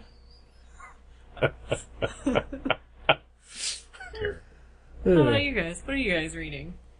My monthlies that I'm reading are mostly image books now. Mm-hmm. Paper Girls, I love. And there's a new series called New World that I think is really good.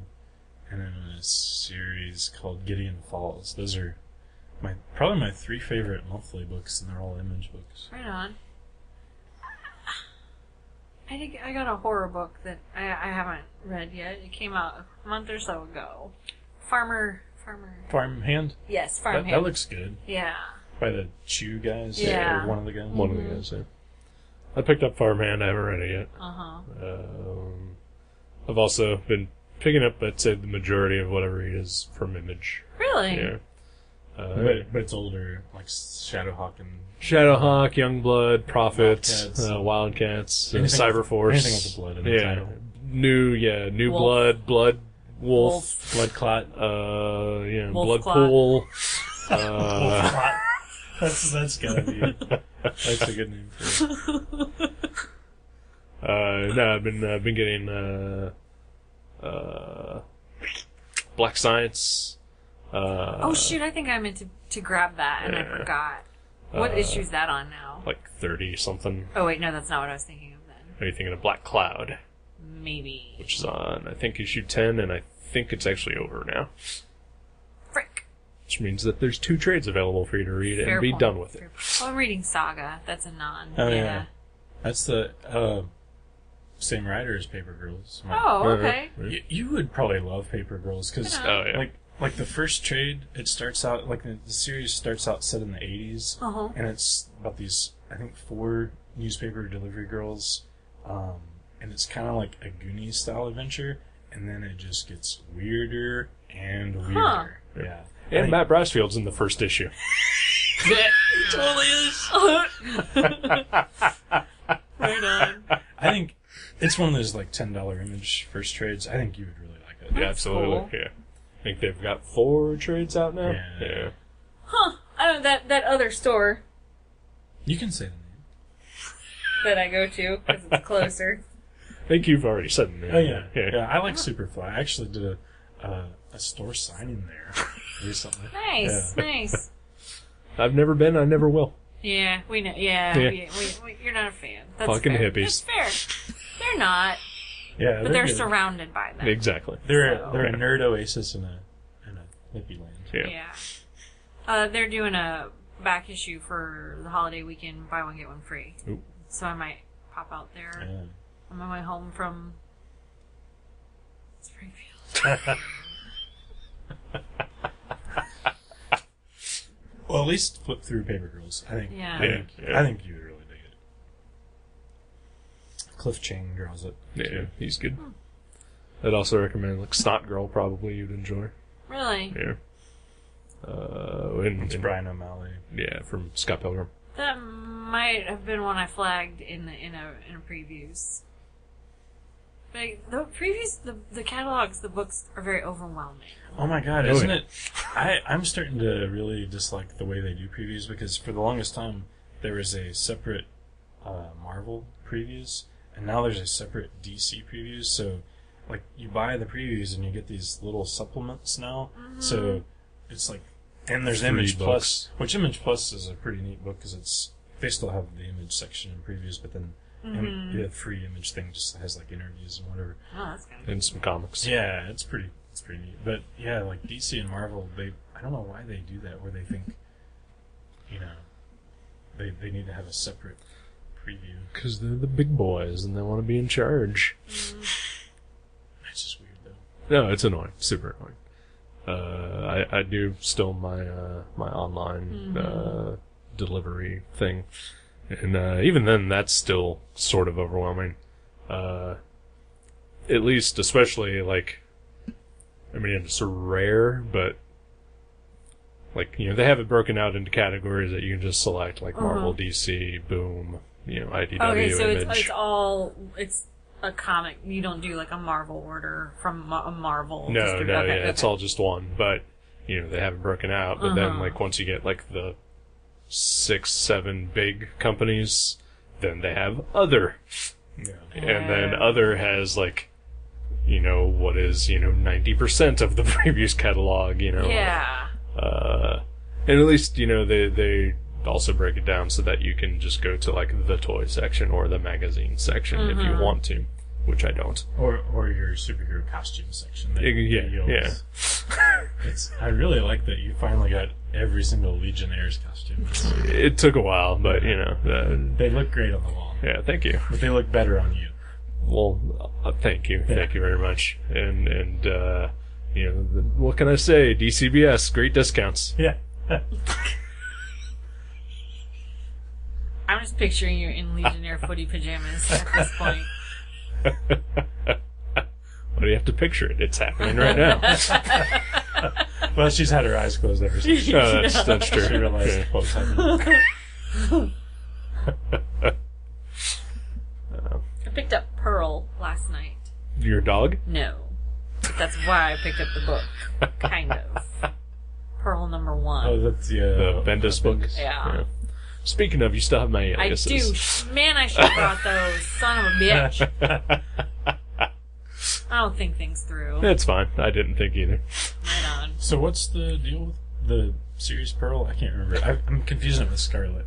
It's something different, though. I don't know. I they're- like they're the cover. two different books. I like it said by the creators of blah blah blah, and I'm like, well, I like that, and I like them, and also my dog's name is Pearl, so I'm gonna buy this book. Nice. You need to read it to Pearl.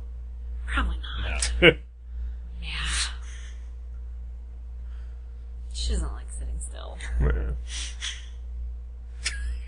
I have a cat named Snowbell. Yeah, you But do. I don't think there's a comic named Snowbell. There should be. There definitely should be. You have another cat that. You have 2 other cats that pretty close to having comics named after them. Yeah, Leaf Pool and Ninja. Right on. I'm pretty sure there's a comic called Ninja. Probably, I'm pretty sure. yeah. I'm 100% positive. I did a comic called Ninja when I was like 12 years old.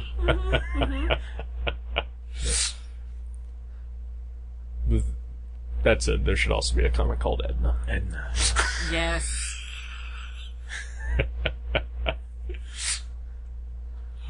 Yeah. How about you? What are you enjoying, comic-wise? I mentioned a few already. Yeah. I don't know. Like I've been trying to reread old Preachers. I downloaded some Batman comics on Hoopla not too long ago, and was relatively enjoying them. The most recent Batman series. Really? Yeah. Do you use Hoopla at all? Or? I've never heard of it. It is a library app. You connect it to your library account, and you can download books, or movies, or CDs. Oh. Yeah. And you have like a month to read and watch like up to 20 things. I've heard of Overdrive, but I don't know if you can do text on Overdrive. I think it might just be audio, but it's the same thing. You connect to your library card and Nice. That's cool. But yeah, like DC has pretty much their entire catalog available on Hoopla. that's Marvel flipping amazing. recently got involved with Hoopla. It took them a long goddamn time, but they finally got on board. Yeah. How current does it go? Like most recent trades, probably. Nice, Like nice. whatever's available digitally, I think. That's awesome. Yeah. Yeah, I think the Marvel Unlimited is 6 months behind, maybe. That's still That's pretty not Not bad. bad. Yeah. But I also pay $10 a month. But Yeah. if you don't have to pay anything, that's better. Mm-hmm. Sounds like sounds like my motto in life all around. True. Mhm. So, a couple weeks ago, Kathleen, I asked you to give me a month and a year between Yes. 1992 and 1999, Yeah. and you responded. Yeah. I did not tell you what it was for. No, and I didn't ask. You did not. I figured all would be revealed. Yeah. You have almost figured it out yourself when we were out in the living room. I have been collecting old wizards fairly recently. And so as part of our 10th anniversary celebration, I thought it would be fun if we reviewed a particular issue of Wizard. Awesome. And so the month and year you picked is whatever issue that corresponds with. Right on. Unfortunately, you were the only one who picked one that I didn't have. So no games. What do I get? So no games today. What do I get? We're gonna sit in Yeah. silence for the next 20 minutes. Yep. I did have, however, because you picked September 97, which is, I can't remember if you said it was the time you saw Prince or the time you lost your virginity. Because you said it was basically. It was basically the same thing, yeah. Yeah. But it was Prince. I think, Okay. I think if you're just standing by yourself watching Prince play live, you just lost your Loose, virginity. yeah. But I had July 97 and I had November 97. Ah. And so I left it to our good friend Jason. I showed him both covers and I said, pick one. One of them had Batman on it, so I went with that one. Yeah. Well. I mean, they both had Batman, but Well, one of them was prominently Batman. And also, I don't think I had even explained what I was doing No, there not with at all. Jason either. No, it's funny because you actually... Just shoving two Matt, pick one. Yep. He actually texted me a photo of the two covers, Yep. and he was like, "Which one?" And I texted back to my friend Natalie on accident, "Batman!" with an exclamation mark, and then she texted back, "Robin!" with an exclamation mark. Right on. And I was like, "Oops, sorry, wrong person." And she never asked what it was about either. Yeah. No. That's awesome. That reminds me of the time that when my ex and I first started dating, I just sent her a picture of Robin. And she was like, "Did you just send me a dick pic?" It's like, yep. Dick Grayson did it. That's funny. fantastic. That's great. So, Did she know his name was Dick Grayson? Yeah. That's amazing. Yeah, that's good. Wasn't a picture of Jason Todd, was it? No, it was Burt Ward as Alright. Robin. Oh, Yeah, okay, okay. yeah, Perfect. yeah. So this is the July 1997 issue of Wizard. It's got a Joe Quesada Batman versus the Nice. Joker cover. Nice. And, it's I don't like a boyish Joker. it's a little weird. Yeah, Yeah. it's a little strange. It's impish. Yeah. It's better than a Jim Lee Joker. There's something about it's like the top half of his face because the bottom half looks kind of cool, Yeah. but his eyes It's look his a little, eyes. a little too happy. And They're carefree. very Sane. innocent. Yeah. Yeah. Like, whoopsie. I just murdered and crippled people. What are you gonna do? Seltzer water. And, I mean, Batman is Horny. basically just playing leapfrog on him. Yeah. Just angry leapfrog. On second thought, I want to pick the Alex Truss cover. Okay, alright, that's fine. Go out and get it, and I'll spend the next 40 minutes going through it, finding relevant things to look at. Oh, okay, then. Okay. Stick with plan A then. Alright. So So, you found something relevant in an old wizard? well, okay, not relevant.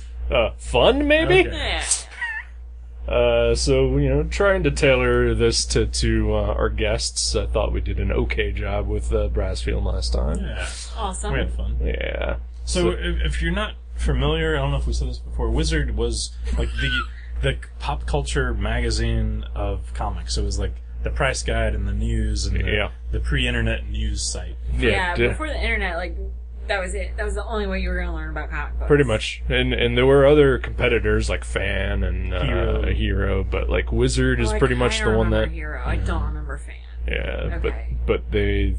I think Fan was published by Overstreet. Yeah, it was a monthly, but... Yeah, Wizard was the shit. Wizard was pretty much the prime one. They always had great covers and like comic fan art, like by... Yeah. I forgot about the fan I love art. looking back to. Sometimes you'll see like actual creators now that were teenagers that that's sent them. awesome. I've in the previous one, I did look to see if like, hey, because I know like Lionel Francis Yu did like a couple of fan art pieces in Wizard, so I was looking to see if there was anyone I recognized, but I didn't find anything. Maybe some letter writers, but I didn't really look at the letters columns. It was cool. I mean, I think I only bought like 2 issues ever. Right. We looked at them at the store and used them as price guides and stuff. Yeah. And so, I've just been nostalgic for them, and it's kind of like a fun time warp, like, like in the previous segment, we found that article about Kyle Hutz, which was super fun and weird to see, He's like up-and-coming artist, Kyle Hutz. Yeah. 2 of the women I work with, like, know him because they worked at his chiropractor's office. So they're, whenever I talk about comics, they're usually like, Terry, what was the name of that guy? Does he have a bad back? Well, he's a comic book artist. He probably does have a bad back. And also, but he's like, fucking rich. Oh yeah, he's like, maybe he's lifting too much weights. Yeah. I don't know, Maybe his muscles are too big. I don't have that problem. Me neither. Yeah. We must be doing it right. Out of shape assholes. That's it. Just Man, my cousin came to here. lunch. I can't lift my arm that high, so my cousin came to have lunch with me last week with her kids, and one of them is 4, and I carried her for about 20 minutes, and the next day I felt like Linda Hamilton. Oh, wow. Like, look at my guns! Yeah. But it also hurt really bad. Simply from carrying a toddler for 20 minutes. Well, a toddler is still only about like half your size, though. Yeah. You're a short person. I am. This is good radio. Doing some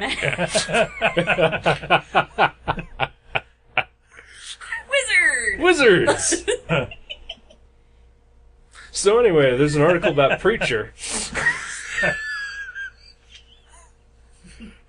Which, I'm not going to read any of it, but it's basically, I thought it was interesting, because our pal Kathleen here is... you like The Preacher? It's my favorite. Yep. Ever. Yeah, and it's asking the question, has Vertigo's Preacher replaced Sandman as its flagship title? Back in July 97. No, I'd still say, even after the series, that's a no. Yeah. I would agree. But wasn't Preacher still going after Sandman concluded, though?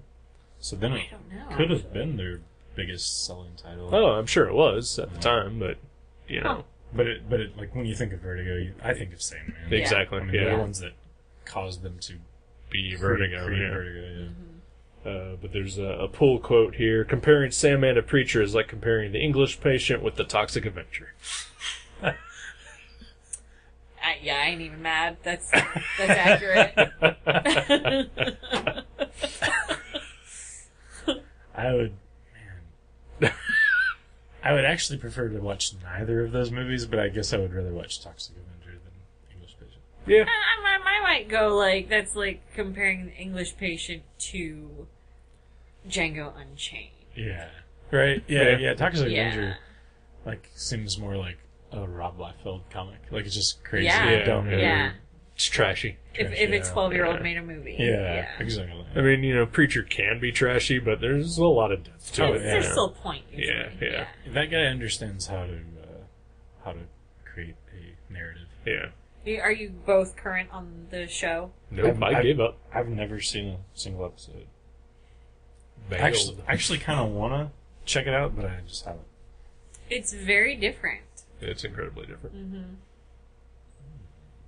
this most recent season has been the most similar Is to it? Into Angelville. Yeah. I saw the first step. And then Okay, that's when I said, I'm not doing this anymore. This Yeah. is the third season Yeah. already? Yeah. Wow. Yeah. I gave it the entire first season, which was basically the entire time span of the first issue of the comic. But also still a lot different. Yeah.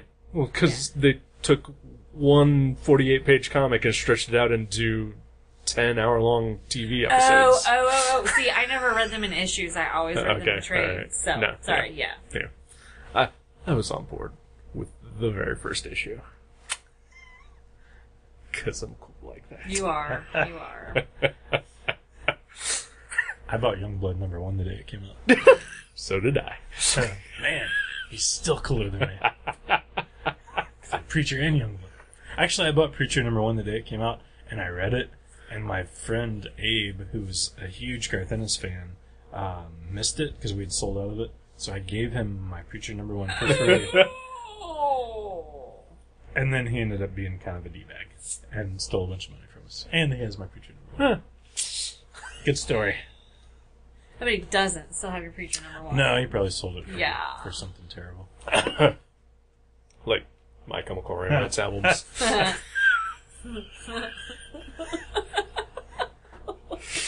Could be.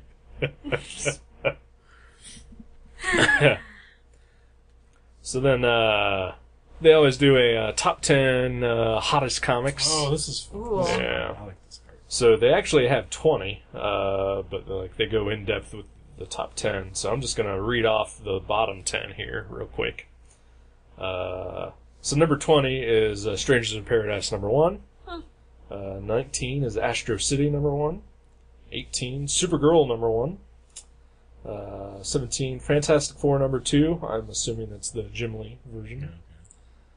16 Unknown Soldier #1. That's The weird. I don't think that was ever hot. Garth Ennis Yeah, I don't think miniseries. That was never hot. Apparently, according to them, it was. Number 15, Dark Child, #2.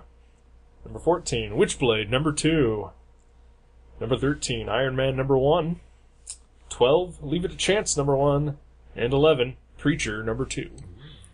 So that should also give you a pretty good idea of what's in the top 10. So, starting at number 10, Hitman, #1. Oh, wow. The Garth Ennis. Garth Ennis there. They actually have comparisons on here. Last month, it was ranked to number 9. It shot up the charts. Yeah. Or down the charts. Oh. I thought you were reading #1. That's why I was like, No, yeah. oh, okay. Yeah. I was like, Hitman #1. But you meant Hitman #1 was number 10. Yes, yes. Okay. I'm playing the game now. Alright. Well, this next one is really going to confuse you because I'm going to say 3 different numbers. Oh, no. Oh. Number 7 is Fantastic Four, #1. Too confused. Wait, was Fantastic Four #2?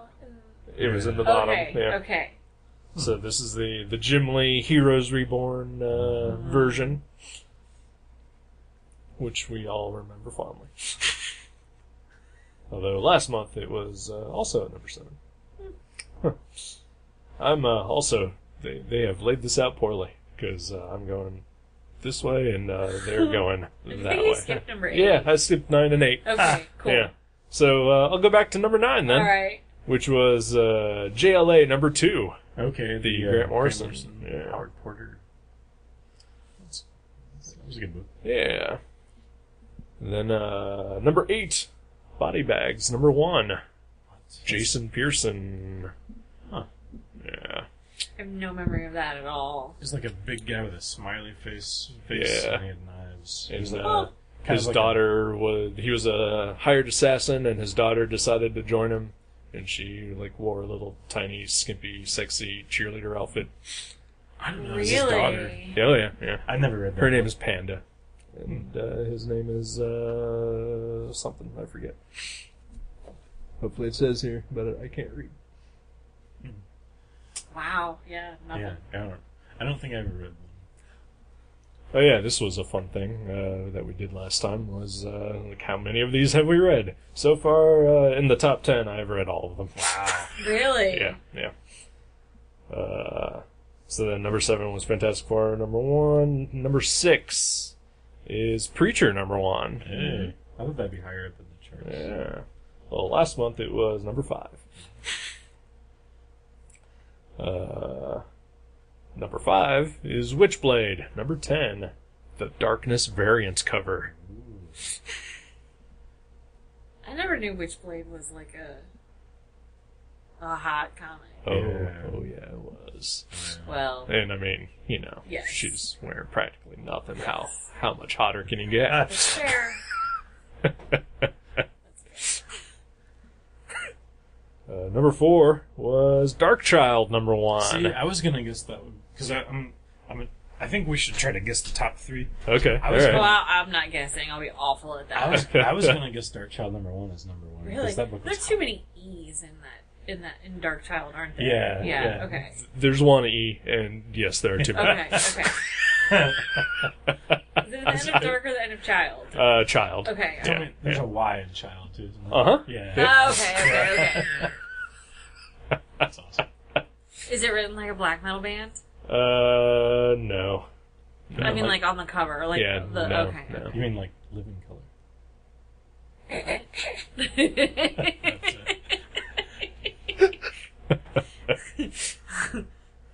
That's it. All right. So then, number 3. What do you think is in the top 3? Okay, I'm gonna guess Captain America number 1. You'd be wrong. Oh. So there's also Heroes Heroes Reborn. Yeah. Yeah. Huh. 97. Can you give us a hint? What company? Image. Ooh.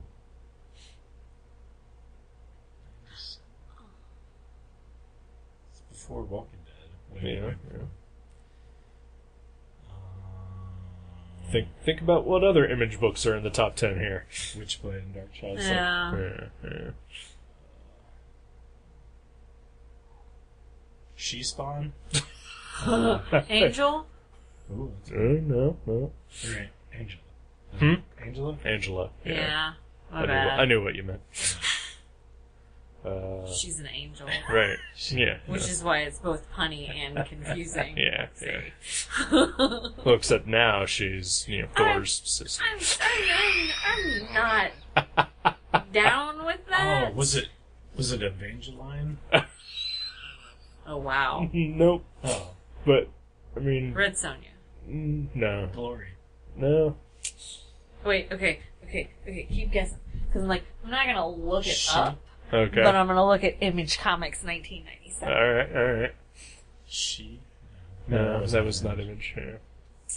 But it was a hot chick. No. But related. Okay. Wow. Man, I'm stumped. 97. Image Yeah. book.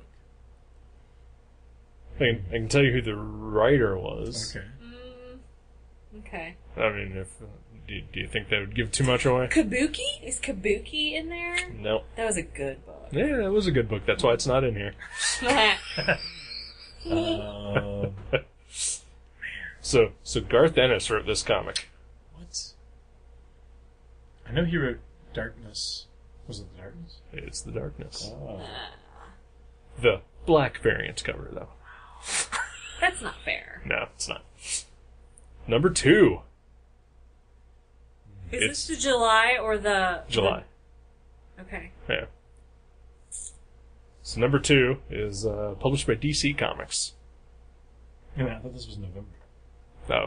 No, this is July. Oh, You didn't want the November one. okay. DC Comics, huh? Is Number 2 hottest selling back issue. Vengeance Really? of Bane? Hmm? Vengeance of Bane? No. Oh, the Azrael stuff was way, way, way earlier than Yeah, 97, yeah. right? What's the name of that story? Why can't I remember the name of that? Night Quest or Nightfall? Nightfall? Yeah. Yeah. Nightfall, Night Quest, Night's End. Yeah. Also punny. Yeah. JLA #1. Yes, it is. Yay! And then our number 1 top 10 comic. Generation X, number Nope. 1. No. It came out in July '97. Yeah. Tell us what company. Image. It is Image? Okay. Hottest comic around in the late 90s. Mid '90s. Mid to late. July. Mid-year. Mid to late. You said it was Image? Mm-hmm. It's got to be Trencher #1. No. It was my hottest comic. Yeah. Kiss Psycho Circus. Ooh, wow. I have that, by the way. Nice. Yeah. And you're sporting your Kiss Destroyer shirt here today. This isn't vintage, though. I'm pretty sure I got that at Target. There's nothing wrong with that. Was it Dark Show? No, it was not. Jason's wearing his "Fuck Trump" shirt. That is vintage, though. Yeah. He got that at a Goodwill Well, like I didn't even 10 years notice ago. that. Witchblade #1. Yep. Yay! Oh, wow, really? Yeah. Yeah, I remember that book being decent, but I don't remember it ever being a #1 book. But based on what was in the other, Yeah. Okay, but was it actually good? I've heard it's good. I've never read it. Is it David Wohl? David Wall is the writer, yeah, and Christina Z. So out of the entire top 10, the only one that I did not read was Darkchild. Maybe Nice. Top 10 real quick.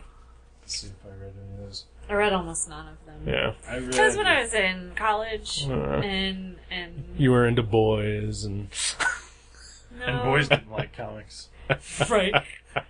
I read 2 of them. I read JLA #1 and Preacher #1. Oh, and JLA #2. But yeah, that's the only ones I ever read out of these. I never even read Hitman, which is weird. Because it seems like I would. I'm surprised you've never read Hitman. I kind of am too, actually. Yeah. I would highly recommend it. Right on. Yeah. I kind of, Garth Ennis just got to be a little much Sure. for me. I can see little- it. Like with Crossed and that kind of stuff. Yeah, and his stuff on Cross, like, it's not so much that it was like, okay, well, I'm just getting offended. I was never offended. I just wanted to kind of be like, Garth, we know, buddy, we know. No, yeah, I get it. Totally get it. I like his, I like just about everything I've read by him, but mostly I like his funnier stuff better. Yeah. Like Adventures in the Rifle Brigade And the Pro. The No, the Pro. Pro is great, yeah. and Dick's. Like, those 3 are some of my favorite things he's done. Yeah. And I like his Punisher stuff a lot, too. I like some of his Punisher stuff. Hitman, I think, falls in line with the funnier stuff. But it's also, like, at times, like, very moving. Awesome. Because it's ultimately just the story about 2 friends just trying to, like, survive and just in the midst of, like, zombie zoo animals and, Green Lantern being an asshole, See, I like it when he has the ability to put a superhero in there and just kind of fuck with them. Oh, yeah, Like, yeah. That's usually, he's good with that. And then the fact that, he turned a character, a demonic character that he introduced in the Demon named Bator, and turned him into a Lord of Hell, and named him Master. Master of Veto. Yeah. Wow. That's pretty good. In a DC book. In a DC Clever book. fucking Irishman. Yeah, he's good. So, I did stop reading Crossed after he left. yeah. Because at that point, it was not about story anymore. Somebody else took over that. Alan Moore? Is that who it was? Alan Moore wrote some Crossed. That was And David after I Latham. quit, though. Yeah. I can't think of who that is. David Latham did. You can't think of who Alan Moore Is is? he the guy that wrote Supreme? Maybe. I think you may know him by his pen name, Original Writer. Oh, Original Writer, yeah. Yeah, he's worked with Dave Gibbons a lot. Yeah. Yeah, Original Writer's nice.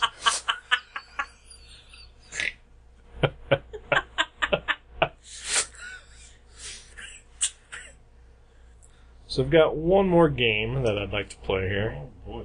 So who We can eat the wizard? I vote Jason. Because Because it's paper, so it's like a plant. Yeah. Fiber. So we played this game with Matt Brassfield, and we talked about maybe not the best for Kathleen, but I still kind of want to play it anyway. I'm down. But it's Guess That Price. Oh no, this will be fun. Okay. Just because I am Okay, alright. clueless. Okay. Yeah. Okay. So, of course, Wizard is also a price guide, probably one of the leading price guides of the 90s. Oh, yeah. And so I picked out What two. else was there? Overstreet. And Comic Values Overstreet. Yeah. Yes. I loved Comic Values Monthly. That was my favorite. Yeah. Seriously. I have such nostalgia for that magazine. We used to... So, okay, side note. Every Friday, my brother and I would either go to our friend's house who lived 2 doors over, or he would come to our house. And we would, listen to, 80s hair metal and trade comics based on the prices in the Comic Values Monthly. And it was almost as if we had no choice. It was like, well, I have this Spider-Man comic that lists for $8. I want those two Batmans that you have that list for $4 each. And you're like, okay, I mean, yeah, they're both worth the same amount, so we kind of have to, I guess. But it was so much fun because we'd always have different books on Saturday to read. But that was more That's pretty cool. That was more like late 80s, mid to late 80s than the 90s. And it was so much fun. See, we've been doing this show for 10 years now, and this is the first time you have ever mentioned anything about that in this show. It is nice that we're still learning new things about your weird childhood. It's still fresh. Keeping it fresh. That's right. Have you guys pooped in front of each other yet? No, but he told a horrible poop story a couple episodes Okay. ago that I'm still not really over or Is that one ready to online yet? Listen to the Guar episode. Oh, well, that's Oh, very yeah. fitting. Yeah, it was. Yeah. Very Okay. good. At least it did fit the Yeah. topic. Yeah. It's horrifying. It's Is it autobiographical? Oh, yes. Okay. Alright. I almost vomited Yeah, on mic. Yeah. It was bad. Yeah, I perceived that it was moments away from him vomiting as I was telling the story. Wow. Yeah. There was no visual reference. It was just Nope, words he just from my mouth. telling me a story. I was pretty happy. I kind of took it as a notch on my belt. Well, yeah. This dude watches French horror. Yes, right? Yeah. Nice. There's nothing French about that story. Nope. Sure. It is very German. But anyway. Okay, so I've picked two comics here, featuring characters that Kathleen enjoys. Dark Child. Dark Child and Witchblade.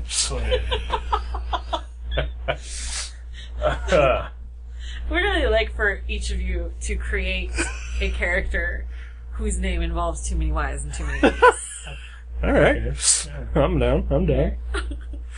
I probably already did somewhere in the Right. 90s. So Yeah. just find one of my Who old did? sketchbooks. Blood Child. So, the very first appearance of Dazzler. $20. Is that X-Men 145? 121? Nope. 120? 130. 130? Yeah.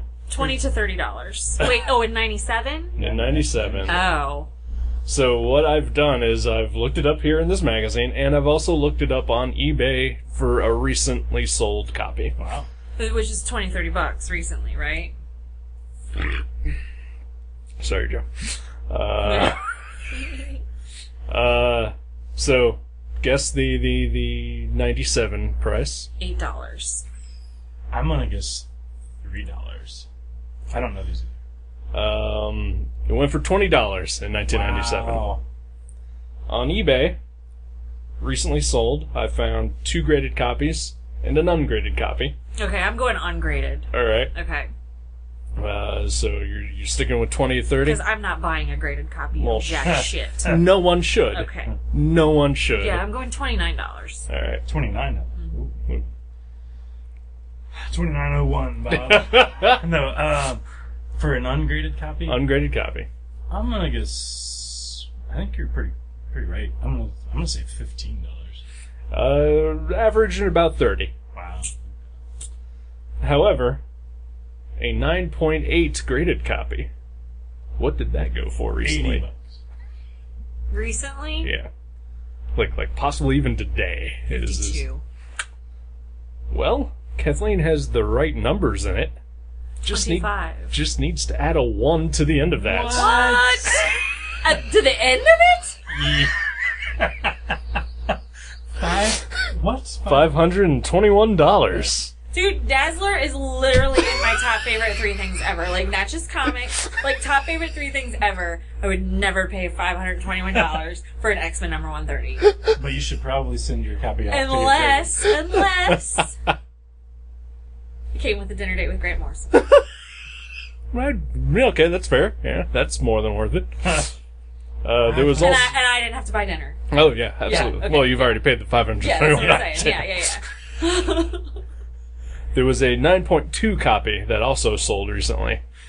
And I'm going to just go ahead and say it was significantly less than $521. What was it? 9.8? 9.8. Yeah, 9.8s are crazy. Because they don't even... Like, that's the highest grade. Like, they won't give you a 10. Like, That doesn't surprise me. So Yeah. 9.8 is like it is a flawless, like, museum quality Yeah. piece. Do they go over them with like them jewelers thingies? Yeah. So I found out recently, what I've been told is they have 3 people that grade each book.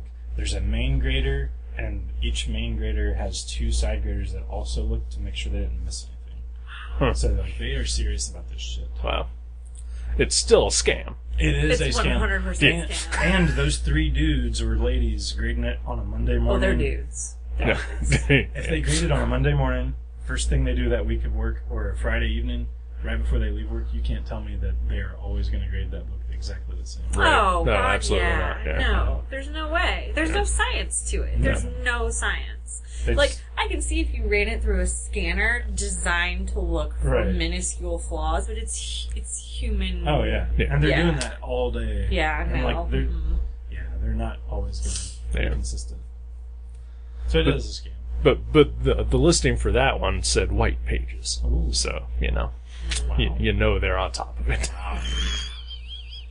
Because I don't think even when it was published they were white pages. No, yeah, they're like off-white. Yeah. They're a crew. So they whitened it somehow. They've used like Sensodyne toothpaste on this Dazzler comic. But you'll never find out because it's sealed in plastic. Right. Yeah, they say it's white pages. Right. There might not even be any pages. in it. Right? Yeah. So 9.2, probably 350. Significantly less. Yeah. 90. Kathleen is closest Wow. with $100. Wow. Yeah. Crazy.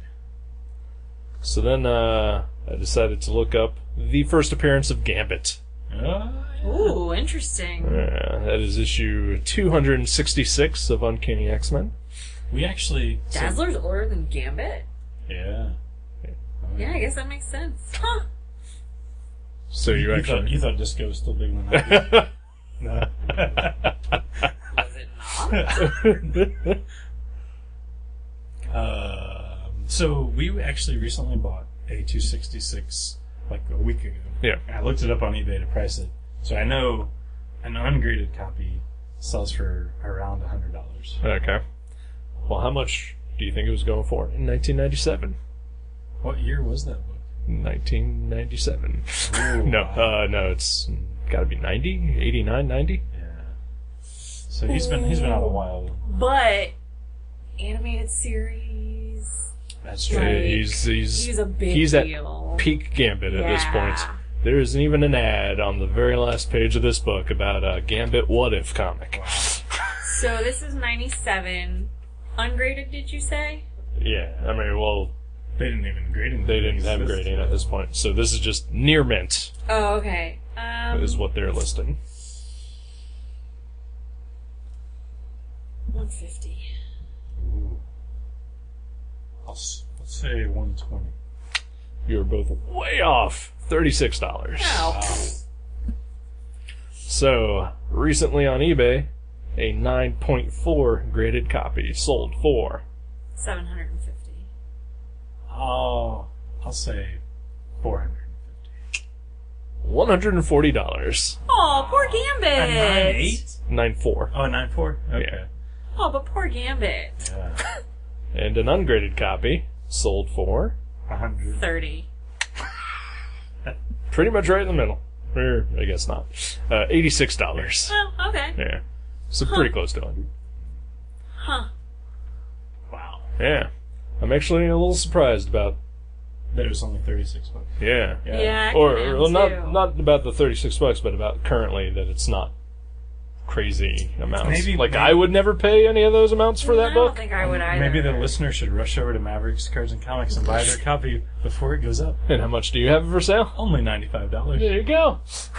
Ding! You don't even have to pay shipping That's or wait right. for it. Yeah. Man, I used to have that comic too, and I sold it to Mavericks. So I never had I that one.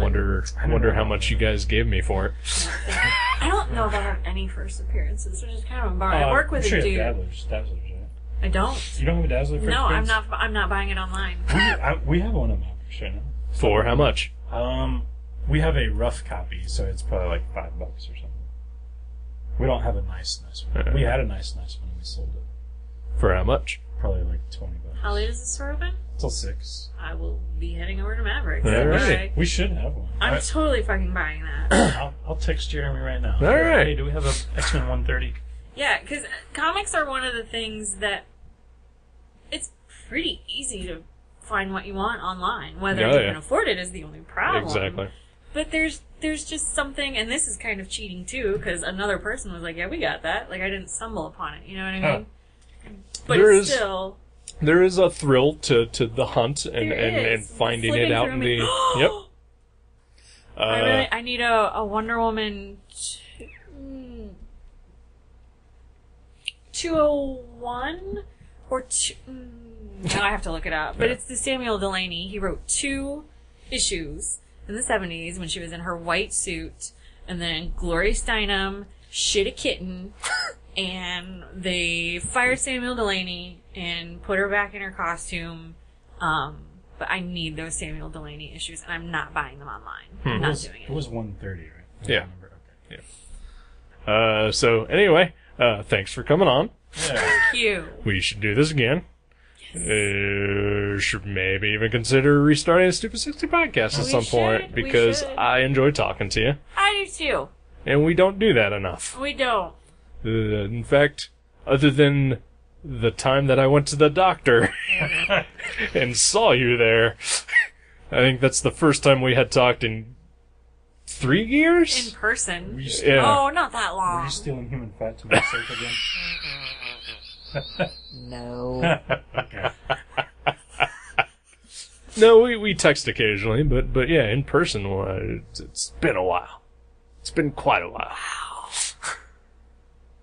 No. Huh? Christmas. Suck it. Christmas. Bowling alley. Yeah, I forgot you were there, and we were actually just talking about that yesterday. You were forgotten by everybody. I remembered that you were there. Because I think you were talking to my mother-in-law for like an hour. She's chatty. She's pretty chatty, yeah. super nice, though. Oh, she's cool. Yeah. No, I was over And at. sister-in-law also? Was it sister-in-law? I think she was there Yeah, I too. think she was there. Yeah. But Yeah. we Jason and I were talking yesterday with his wife, and I happened to mention that you were coming. I also happened to mention that you two dated for quite a while, Yeah. and apparently that caused some issues. She's like, what? Really? But she was like, "Oh, I don't know, Kathleen. I've never met this person."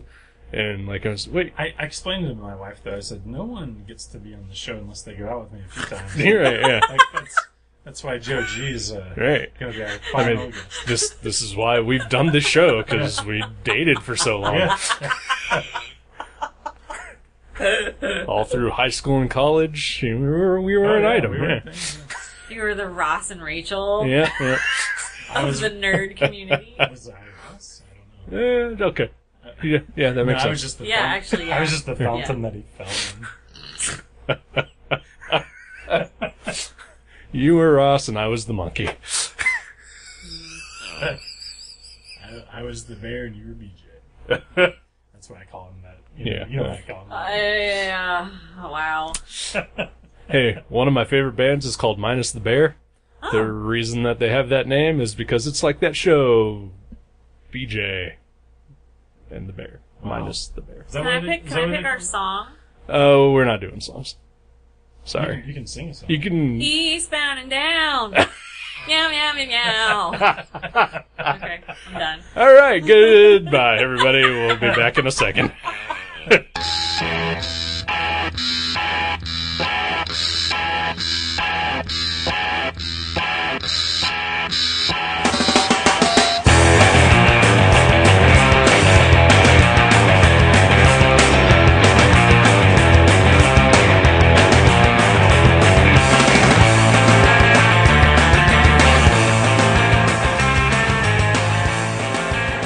Sorry, Matt. Sorry, Kat. We saved the best for last. It's Joe G. Hey. Hi!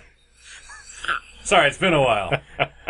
It's been quite a while. It's been? We A minute. You. We missed you. I We missed you did. guys too.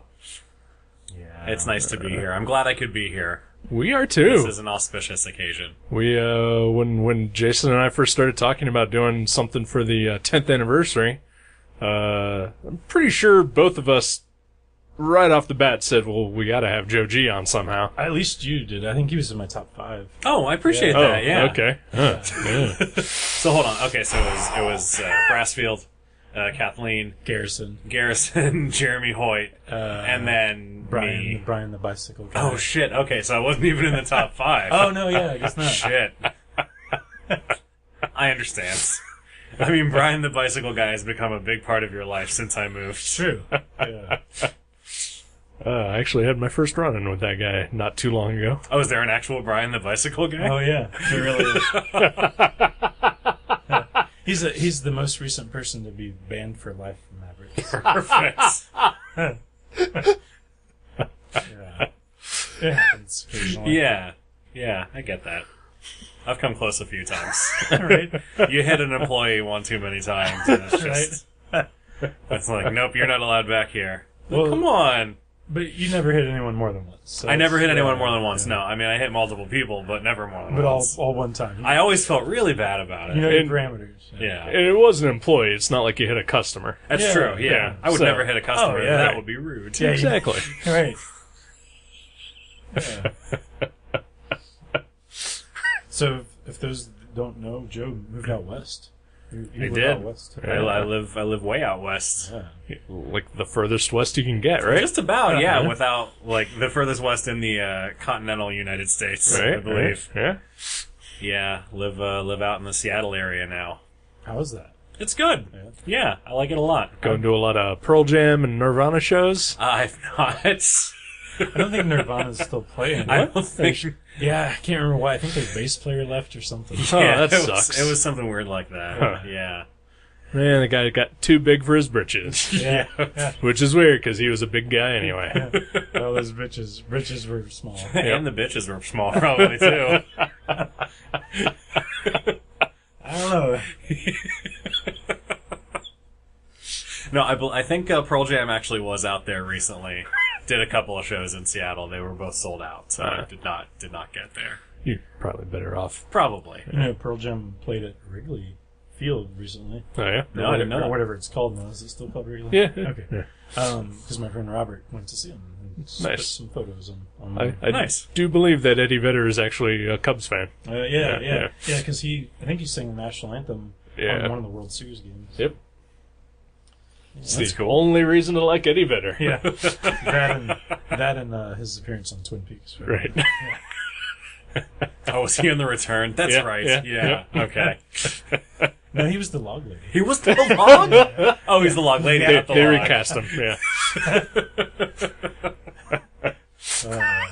Jeez, too soon. He was great in that. Just the return was so good. All the better for Eddie Vedder being there. Oh yeah. Yeah, no, the Pacific Northwest is treating me pretty well. Sweet. Yeah. Are you still working at a comic shop? I do- part time. I do work at a comic shop part time. Yeah. Yeah, we just moved into a larger space. Oh, cool. The original space was basically a closet. Okay. It was super, super tiny, and now we're in something that looks closer to a store. nice. So yeah, it's pretty nice. That's cool.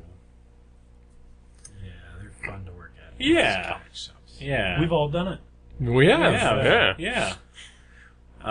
Yeah. So I'm doing that, and I still work for the big old corporation here in Dayton. Right?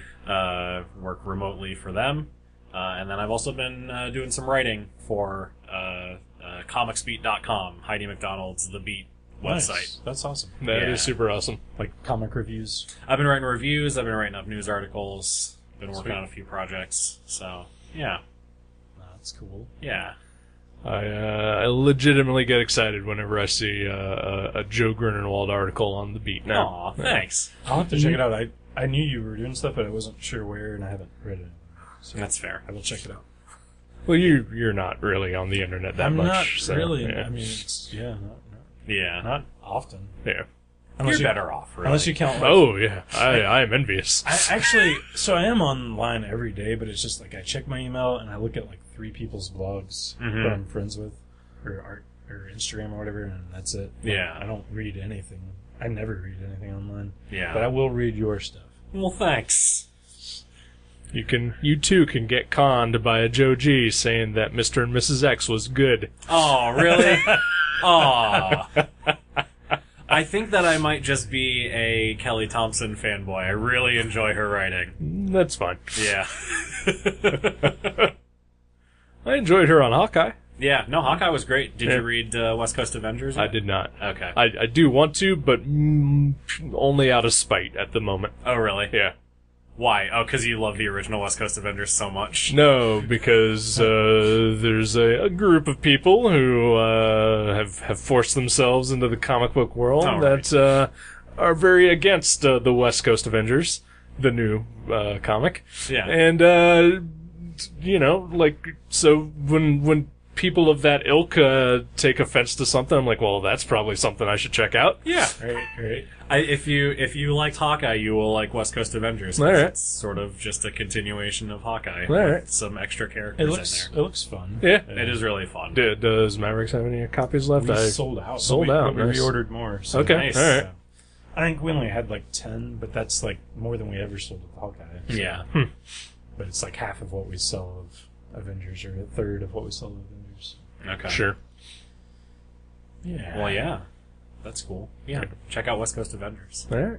Maybe I'll check it out. I'll read on the beat and see if anybody recommends it. first. You should, definitely. Yeah, Yeah. And then rush out and get yourself some Nikes. Yeah. That's right. I am sorry to hear that you didn't like Mr. and Mrs. X. Yeah, I feel bad. I seriously, I bought it only because you recommended Oh, it, man. and I was just so angry at it. I just was confused because it looks way different than any of the Dean Motter Mr. X's that I Yeah. Yeah. The art style is completely Yeah. different. Yeah. And now there's this Mrs. X? Yeah, who's That's she? weird. Yeah. You know what? I probably would have liked Mr. and Mrs. X better if Dean Motter had drawn it. That is cool. Or if his Mr. X had a crossover with Deadpool. Yeah? Yeah. That would be interesting. There have been crazier ones. Yeah. Yeah. That's true. Archie meets the Punisher. That's one of the best. Yeah. Oh, yeah. And are either of you guys reading Archie Meets Batman 66 right now? I am currently buying it. You're buying it? Not reading it. Gotcha. Not yet. That is very fun. He just CGCs them. Oh, yeah. I get Get it. some Yeah. slabs. Get some slabs, yeah. Can't read that. You buy all the covers, I assume, and get Oh, them yeah. away Oh, yeah, all visually. 13 of each Yep. cover. Yeah. That's why they call me CGC Eric. Right? Yeah. I have not. That's a really fun book, though. I haven't read it. Yeah. I would.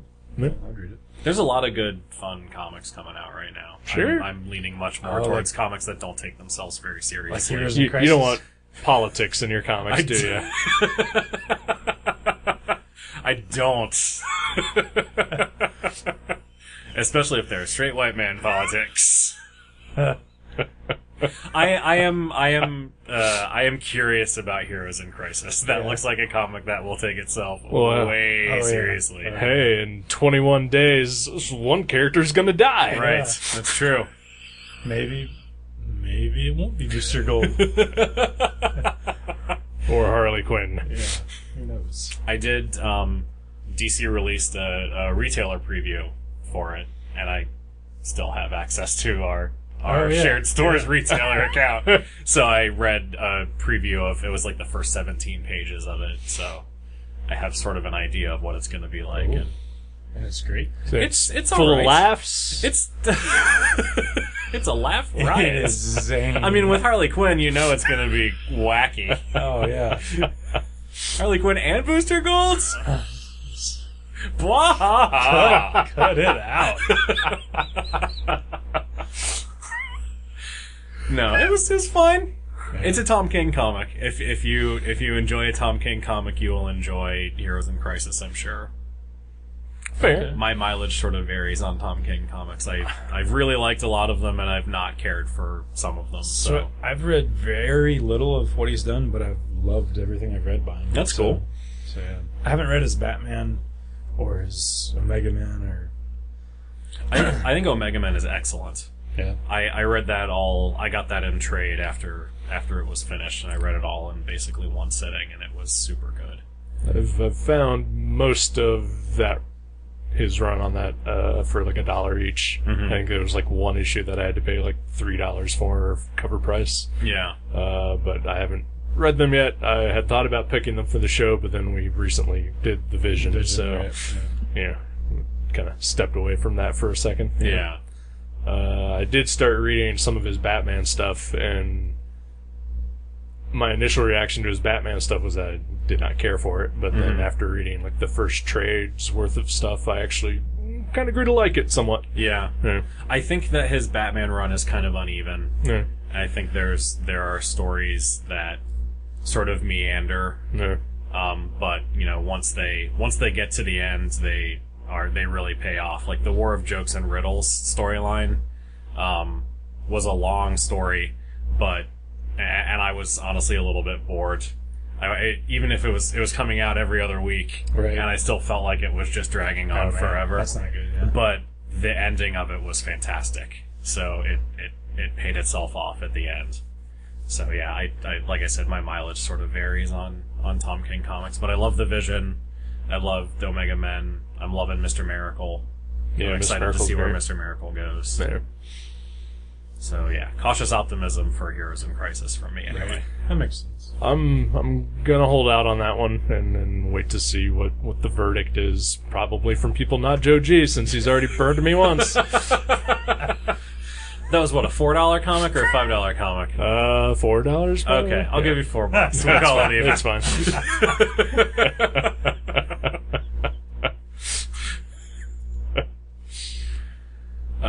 So yeah, here we are. Here we are indeed. It feels good to be back here. Feels good to Yeah. have you back. It's so nice you're permanently back in Dayton. This is great. Yeah. Finally. Oh man, so looking forward to restarting the Viewmasters. Jason, Yeah, I'm so glad you left Jenny. Guys, we Yeah. need to talk about that something. Jenny was an She was albatross. holding you back, man, from your podcasting days. I mean, those were your glory days, man. They really were. I agree. Yeah. Yeah, we had hanging some- out once a week at least with you. This would be right. awesome. Yeah. I have bad news. What's that? I am not moving back until next month. Oh, okay. Yeah. I guess that's all right. Yeah. Okay. I mean, this was a sudden thing, so you This gotta was very gotta sudden. get everything yeah, in order. I gotta Okay. get on my ducks in a row. Make as sure they your say. parents can open up a room for you. Yeah. If not, like I told you before, the garage is always yours. Oh, excellent. Thank you. Oh, I'm sad now. So you're reading any other non-DC books that are good? Let's see. I've been reading, the aforementioned West Coast Avengers I enjoyed very much. I've been reading a lot of Marvel because I do weekly Marvel reviews for the website. Okay. Which is a little bit outside of my normal wheelhouse. I've always been more of a DC guy. So that's been fun, honestly, getting to... Like, I have affection for a lot of Marvel characters, but I don't read them very often. Sure. So I've read more X-Men comics probably in the last 6 months than I had in the several years Right. before then. That's the common theme on our anniversary episode. Oh, yeah. Kathleen said she's mostly reading X books. Yeah. There's a lot of them, so, Oh, you know. yeah. I even read one last night. I read Grand Design, and I think it's great. Grand Design is amazing. Yeah, I love that book. I haven't read the second issue of Second Genesis yet. I'm but halfway through it because it's a chunk. it is a chunk. Yeah, they are Plus dense it's- issues. Yeah, but in a good way, like in a milk and cheese, Evan Dorkin kind of way. Yeah, I feel like the first issue of Second Genesis was basically all of the John Byrne Claremont run that I'm super familiar with. So reading that was a treat. Basically, getting to revisit all those stories that I know really well, and I'm excited to get into the stuff that I don't know very well. That'll be really fun. I know. I can't wait till I see Ed Piskor draw a long shot. Oh my Right? gosh. It's gonna be amazing. Yeah. So, like I said, I've been sort of dabbling in Marvel books. X-23 I think is really good. But most of the Kelly Thompson books, I've sort of become a Kelly Thompson fanboy. She's one of my most consistent writers at this point that I've found to be most consistently good. What else is she doing for Marvel? Let's see, she's doing West Coast Avengers, Mr. and Mrs. X, and she's doing that. She was doing a Nancy Drew miniseries that was really fun for Dynamite, not for Marvel. Okay. And she's going to be one of the writers on the relaunched weekly Uncanny X-Men series when that starts up. This is the first I've heard of that. Oh, yeah? Yeah. Yeah, that's starting up, maybe November? Huh. October, November? Yeah, ready? Yeah, Huh. Uncanny X-Men is relaunching, and it'll be a weekly series with, I think, Kelly Thompson, Matthew Rosenberg, Okay. and Ed Brisson. Those are the three writers that are going to be working on it. I think Rosenberg and Brisson are like the two main X writers at this point. Yeah, Rosenberg's got Astonishing X-Men, and then Brisson is writing the Extermination storyline right now, which is sort of wrapping up all of the time-lost original 5 X-Men stuff from Bendis's run. Gotcha. So, yeah. And then I've been reading Gideon Falls from Image, the Jeff Lemire, Andrea Sorrentino book. That is spectacular. I really like that book too. Yeah. And I've been reading Death or Glory, the Rick Remender Bengal book. I've heard from that's Image as good. well.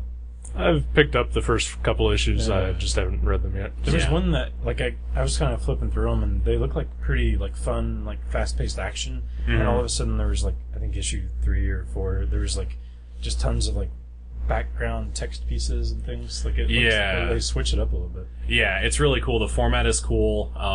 And yeah, it's sort of you're right, it's a lot of fun, just sort of fast-paced action, but there's also some sort of heavy stuff mixed in there. That's cool. And I picked it up on the strength of Bengal's art. I really like his stuff, so yeah, I'm enjoying that book quite a bit. I've enjoyed some Rick Remender stuff, in the past. Yeah. After our internet kerfuffle about a decade ago.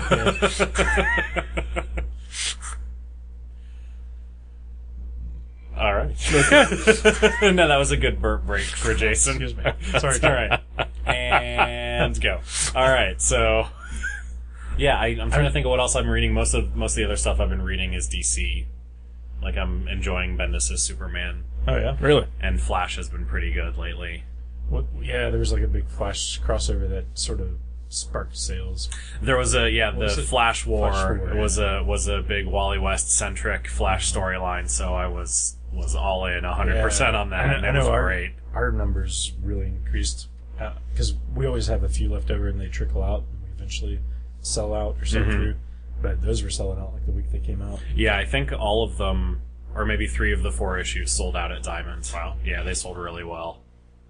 Awesome. But yeah, that was a good storyline that paid off a lot of the lingering threads from Wally's return at the beginning of Rebirth, and sort of set up some new stuff. So, Heroes in Crisis. Heroes in Crisis. Yeah, at the end of that storyline, actually, yeah, at the end of that storyline, Wally goes to Sanctuary.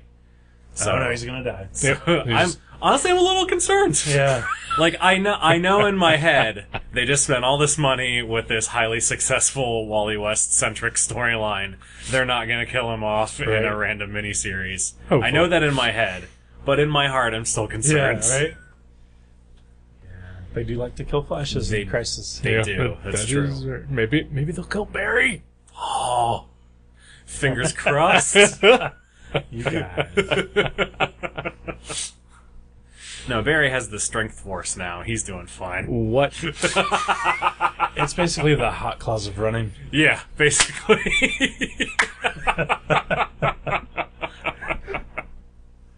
Oh, love me some talk about hot claws. Hot claws! And so far, I think you're our only guest that knows what that means. Oh. Yeah, we got our first glimpse of the hot claws at the end of the Hunt for Wolverine Dead Ends one-shot. Ooh. Maybe yeah. that's why it sold out. Probably, yeah. This is going to be worth First money hot someday. claws. Oh, man. I can't believe the amount of books that are like so Spider-Geddon #2 from last week is a $10 book because it's the first appearance of some sort of Venom mech armor. Oh, that's right, yeah. And we had a guy... That's now, so dumb. This is the best. With the first appearance things, there's this guy that... Which, so far, you have now talked about in every segment. yeah. So we had a guy that he keeps adding, like, specific issues of books to his file when he hears, like, you know, oh, Justice League #6 is going to have, like, a new Green Lantern costume or, like, any sort of new... The sort of- ultraviolet lantern Yeah. costume. So he added the Cosmic Ghost Rider #3 to his file because it was the first appearance of the Juggerduck. What? Because he thinks that's going to be a thing. That's going to be the hot new character. And, like, I'll eat crow if, like, you know, that is the next Deadpool.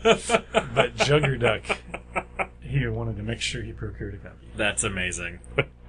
Yeah, there have been sort of a spate of Marvel first appearances that have just been inexplicably expensive. Oh, yeah. Like Kingpin's daughter, his other daughter. Yeah, all that stuff. there's some new character in Venom that Right. first appeared in like Venom #3. Yeah. That was a big Now, are we deal. talking Venom or are we talking Venom? We're talking Venom, So Venom not Venom. is actually going for... Well, so it hasn't spiked up yet, but it's sold out and people are, like, saying it's going to be a big thing. Yikes! Venom #1, which it deserves some praise just for that amazing title. That is pretty amazing.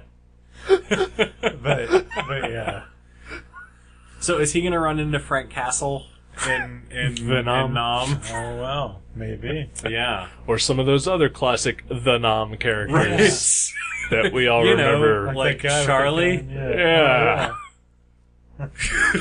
Yeah. And never mind, I won't say the other one because Oh, it okay. is offensive. Oh, Charlie wasn't. Charlie. Was Charlie offensive? I don't know. I mean, it was like a slang. It wasn't. I guess. Yeah. Yeah. It's language, isn't It it? is language. Did that's they true. have Taiwanese soft heads? I don't know what that is. It's a type of He-Man. Oh, figure. I saw that at the store. I saw that label on the He-Man Yeah, figure. so we picked that up. I put it out today, and I was putting a label on it that said Taiwan Softhead on the package. And Eric was like, "What the fuck does that mean?" I was like, "Is that racist?" Like, no. It sounds vaguely racist. I mean, it's from Taiwan, and the head is soft. Yeah. Maybe you want to put like a semicolon between Taiwan semicolon soft heads. Oh yeah. Mavericks doesn't have time for punctuation. It's true. Oh man. Question. On the subject of first appearances, I will admit that I pre-ordered Edge of Spider-Geddon #3 Yeah. because it has the first appearance of the Uncle Ben, Peter Parker Spider team Oh, that's cool. written by Jason Latour, who co-created Spider-Gwen, But that that's version of that's Gwen because you Stacy. want to read it. Though. I do want to read it. Yeah. It sounds really fun. Yeah. But in my head, I'm like, Am I sending my kids to college? is this going to be the next hot character? Yeah. Because I really wanted to read Spider-Gwen when she first appeared, and that ended up being a Right. big deal too. So Oh, the Edge of Spider-Verse thing. yeah, I'm looking forward to Jason Latour's take on the Silver Surfer and the first appearance of Silver Surfer's scarf. Oh. what? What is that? So Marvel announced like a Defenders thing happening. Okay. And there's going to be like 4 or 5 one-shots. Like, you know, Doctor Strange, Hulk, Silver Surfer, and maybe Namor. Okay. And then like The fifth one is, Defenders, where, like, the storyline wraps up. Sure. So Jason Latour is doing the Silver Surfer one, Okay. like writing and drawing, I think. That's awesome. And so some of his sketches that he's shown, Silver Surfer is wearing, like, a weird scarf poncho thing. Did he give him like a Doctor Who scarf? It's not a Doctor Who No? scarf, Okay. but it's like if, Kirby designed basic bitch fashion. Nice. Nice. I thought maybe they were really leaning into the Silver Surfer as Doctor Who Yeah, thing. maybe. Well, it does get cold in outer space, Well, it's true. so it makes sense. That's true. He should also have mittens. Yeah. Yeah. I mean, you should honestly be wearing pants. Why isn't I he mean- skiing? Yeah. Why is he that's what we're surfing? I don't know. Yeah. Doesn't make sense. It doesn't make sense. There was a Silver Surfer annual this week that was really enjoyable. I actually picked that up. Yeah. You didn't recommend it, so, I don't... Thought it might be good. Well, I reviewed it and I gave it a positive review, so you'll Okay. probably fucking hate it. Alright, that's true, yeah. I didn't look to see what you reviewed this week, so... Yeah, that was the only thing I reviewed since I'm in town. Was Yeah. not available to do chats with the other guys. But yeah, that was a Did solid. you get your pay docked? Well, I mean, I guess technically.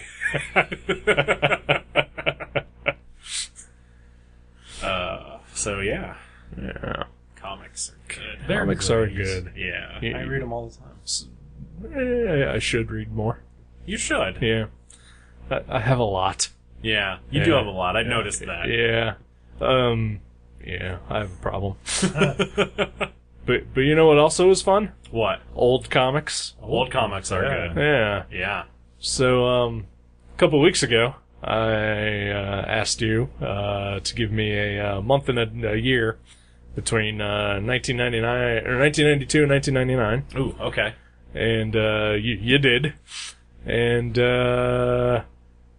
what I did was pick one of the many issues of Wizard the Guide to Comics that I have that corresponded with that month and year. Oh wow. Oh, you have many for the same month? No. Oh, Just many issues of Many Wizard. issues Oh, of I see. Wizard. I see. Okay. Yeah. I thought you meant I thought maybe the Dark Book came out the same. the same. I mean, it's possible, but The big book of bad guys. I went with just the main Wizard title for Okay. that. Not Inquest. Yeah. So bless you. Gesundheit. Oh God. So Joe picked June 1994, Wow. which is the earliest of the three segments. And so it's issue 34, We're going all the way back. which Weird. features a gatefold cover of Jim Balent drawing all the sexy X-women. Man, that is a sexy cover. Yep.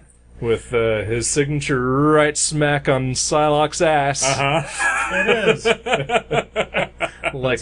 Like a sexy tattoo. Is that Polaris? That is Polaris. That's odd. Yeah. Okay. It's Is that Death's Head skull? I don't know what that is. I guess so. I think it might be with, Yeah. with a kiss mark on the Yeah. lipstick print. I mean, Interesting. there's a weird metal skeleton body in the background. Just past Psylocke's ass. I know you can't stop looking at that part. Between Psylocke's ass and Polaris's tits, there's a skeleton robot body. All right. Interesting. Yeah. And I of know. course- I know. When I think of the X-Men, I think of Jim Balent. Well, drawing sure, the X-Men, sure. because he did that so Well, often. that was back in his Purell's art stage where he drew superheroes stuff like yeah, this. Yeah. That's true. He's really moved. What's he doing now?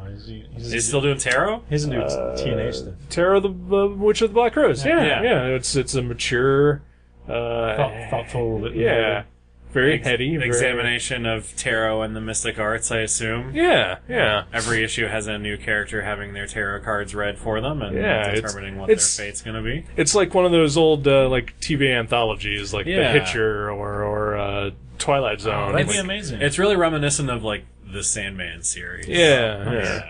Like it starts off with like someone coming in getting their tarot read, and then there's like their story. Like wow, you that know. sounds amazing. I'll Yeah. have to pick that up. Actually, Man, that does would sound actually pretty be really good. Sounds almost as good as Black Files. good.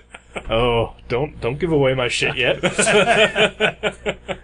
Do you know what's coming in this magazine? Oh no, No. No, oh, okay. No, we created a series that we're we were thinking about launching called Black Files. That's like a blaxploitation version of the X-Files. Awesome. That takes place in the 70s, Yeah. and it's like, But very, very we just Afrocentric. That's great. we just don't want to be considered racist because neither of us are black. Well, sure. So I don't know Yeah. if we can do it or not without looking that like is a jerks. problem. We can get like an editor who's black that will tell us, hey, this is stupid. or Yeah. this Don't is do this. borderline racist. Yeah, you should have I done could it do all. that. Hey guys, don't do that. It's stupid and borderline racist. That's true, but you're still white. I'm still so, white. Yeah. Shit. For now.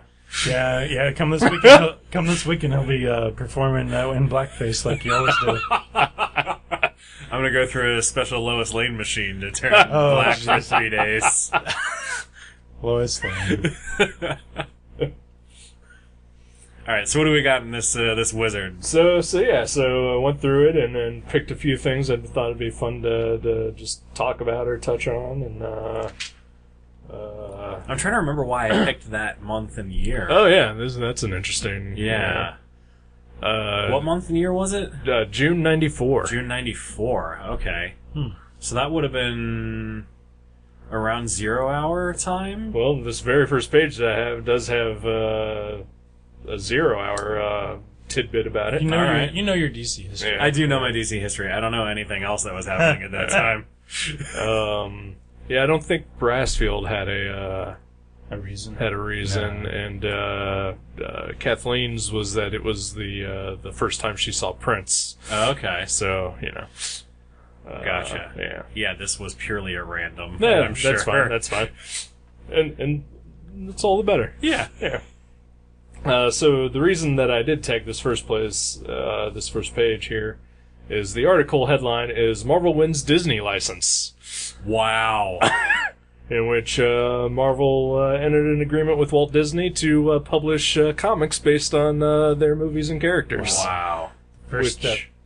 That's crazy. It's super crazy because now, 24 years later, Yeah. Disney owns Marvel and Disney publishes comics, but not through Marvel. Right. Yeah, did you notice it's weird? In the new previews, IDW is publishing Spider-Man Adventures comics. Yeah. Isn't it weird? It's awesome. Yeah, it's super weird, but I think it makes a lot of sense because IDW has been very successful With their kids' books. With their kids' Yeah. books, they have the mechanism in place to do all ages titles and to do them well. Yeah. Well, that's weird because, I don't think of kids' books when I think of IDW. They do all the Disney books, though, which is also weird. Yeah, And the Star Wars books, which is also weird. Right. Yeah. The Star But, Wars they kids' also books. publish everything by Ashley Wood, which has, vaginas and tentacles. Do they? Mostly. Okay. When I think of IDW, I mostly think of the all ages titles. Honestly, that's weird. I think the Ashley Wood stuff is like old school IDW though. I don't think they do him anymore. But they do a lot of Hasbro But stuff. that is what I think of, though, when I think of IDW. But you think yeah. of vaginas when you think of any comic. Well, that is also that's true. true. Yeah. Gold Key and Dell. What are you thinking Yeah. of? Vaginas. Yeah. Those I wonderful Georgia O'Keeffe comics that you read all the Yeah, time. yeah. All you're thinking about is vaginas when you're looking at those. Well, those are mostly about flowers, though. right. That's true. He does like flowers. Right. But yeah, I mean, IDW, you mentioned they do the Hasbro books. Yeah. And it's looking more and more like Hasbro is going to pull all of their stuff and start their own publisher.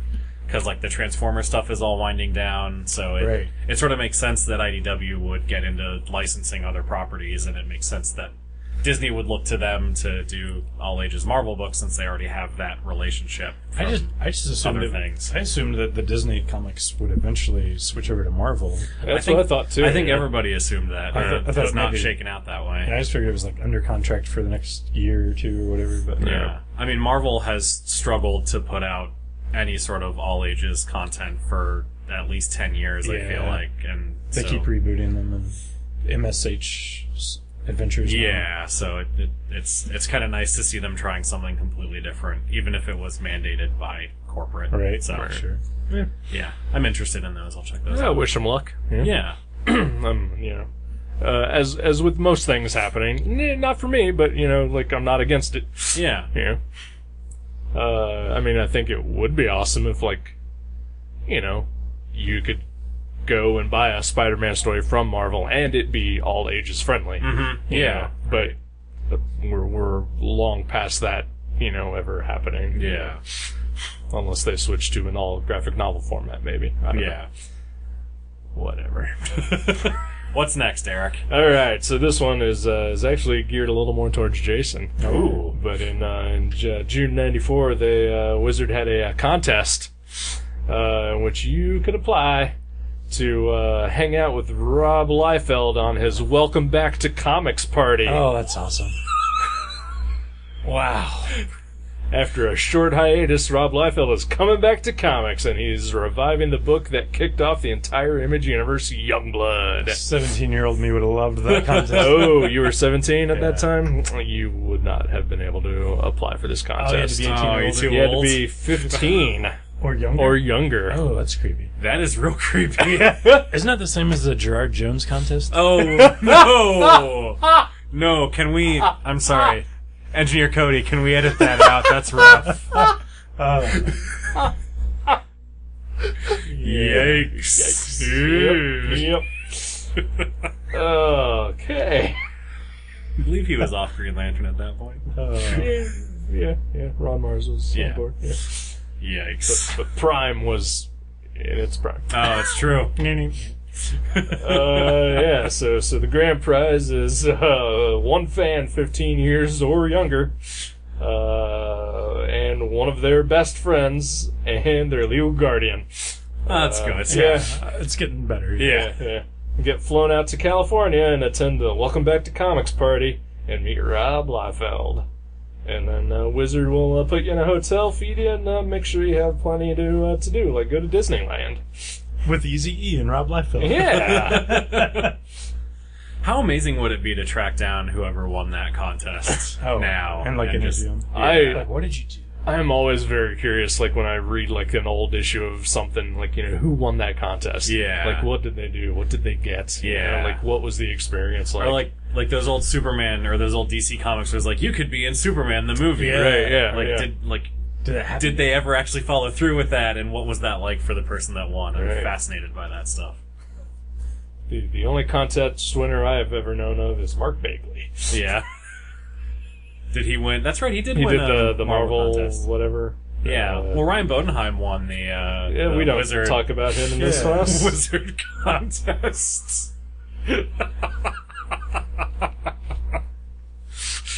Moving on. I won the contest of love. Oh. Yeah. Jenny's not listening. I don't know why I did that.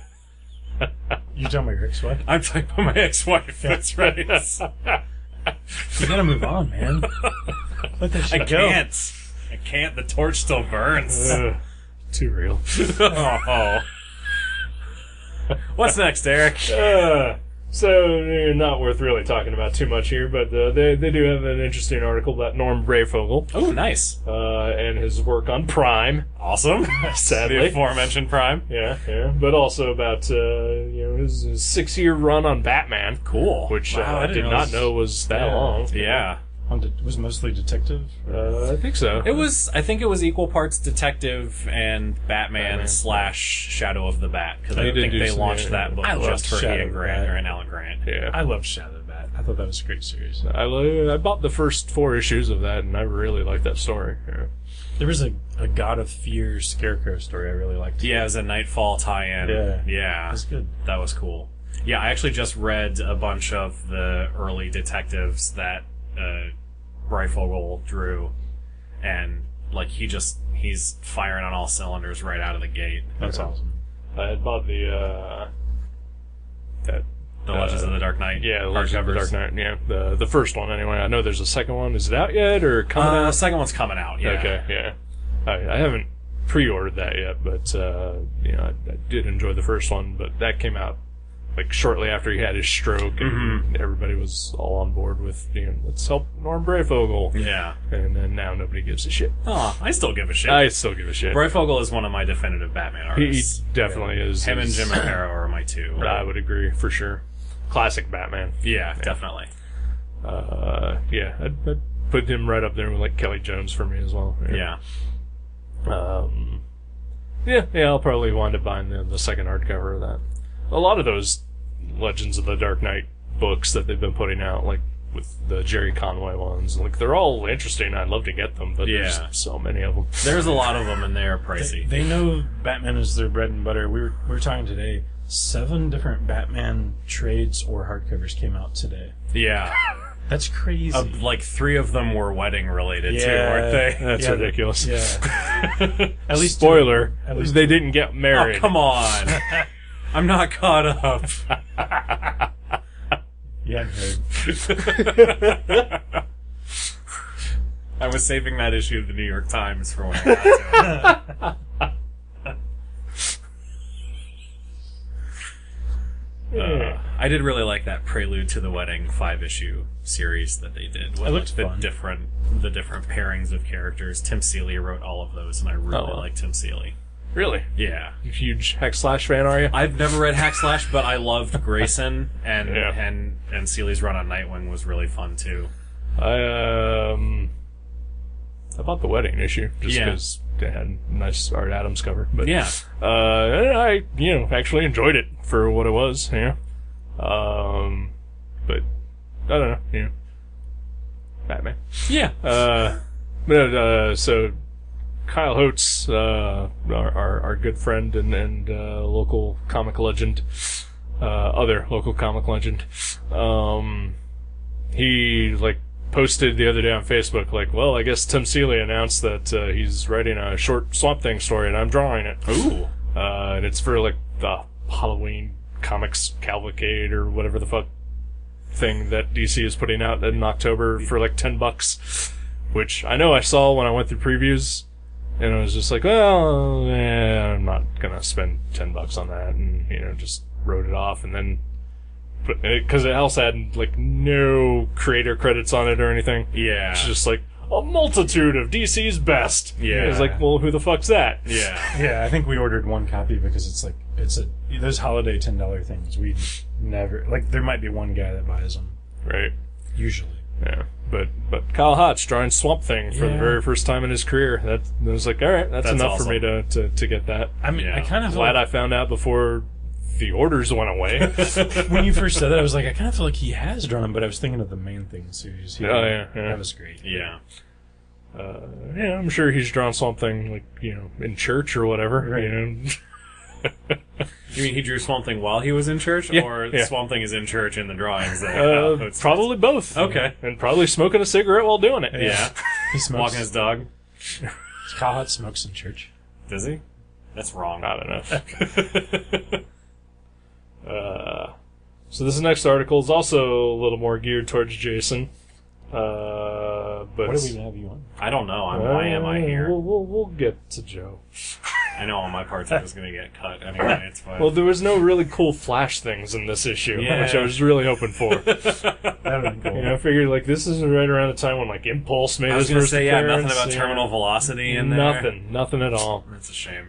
But they do have a nice article about one of Jason and mine, our probably definitive comic growing up was Martial Law. Oh, we loved that. Ooh. Yeah. What did you read that? I did not read that. Is that Howard Chaykin? No. Pat Mills. Pat Mills and Kevin O'Neill. Kevin O'Neill, okay. Yeah. Gotcha. I think you're thinking of American Flag. American Flag, that is what I'm Yeah. thinking of. Just thought it was interesting because it's a wizard. Yeah, That's not what you'd expect to see in Wizard. Exactly. I could see Marshall Law pissing on a wizard on a cover. Right.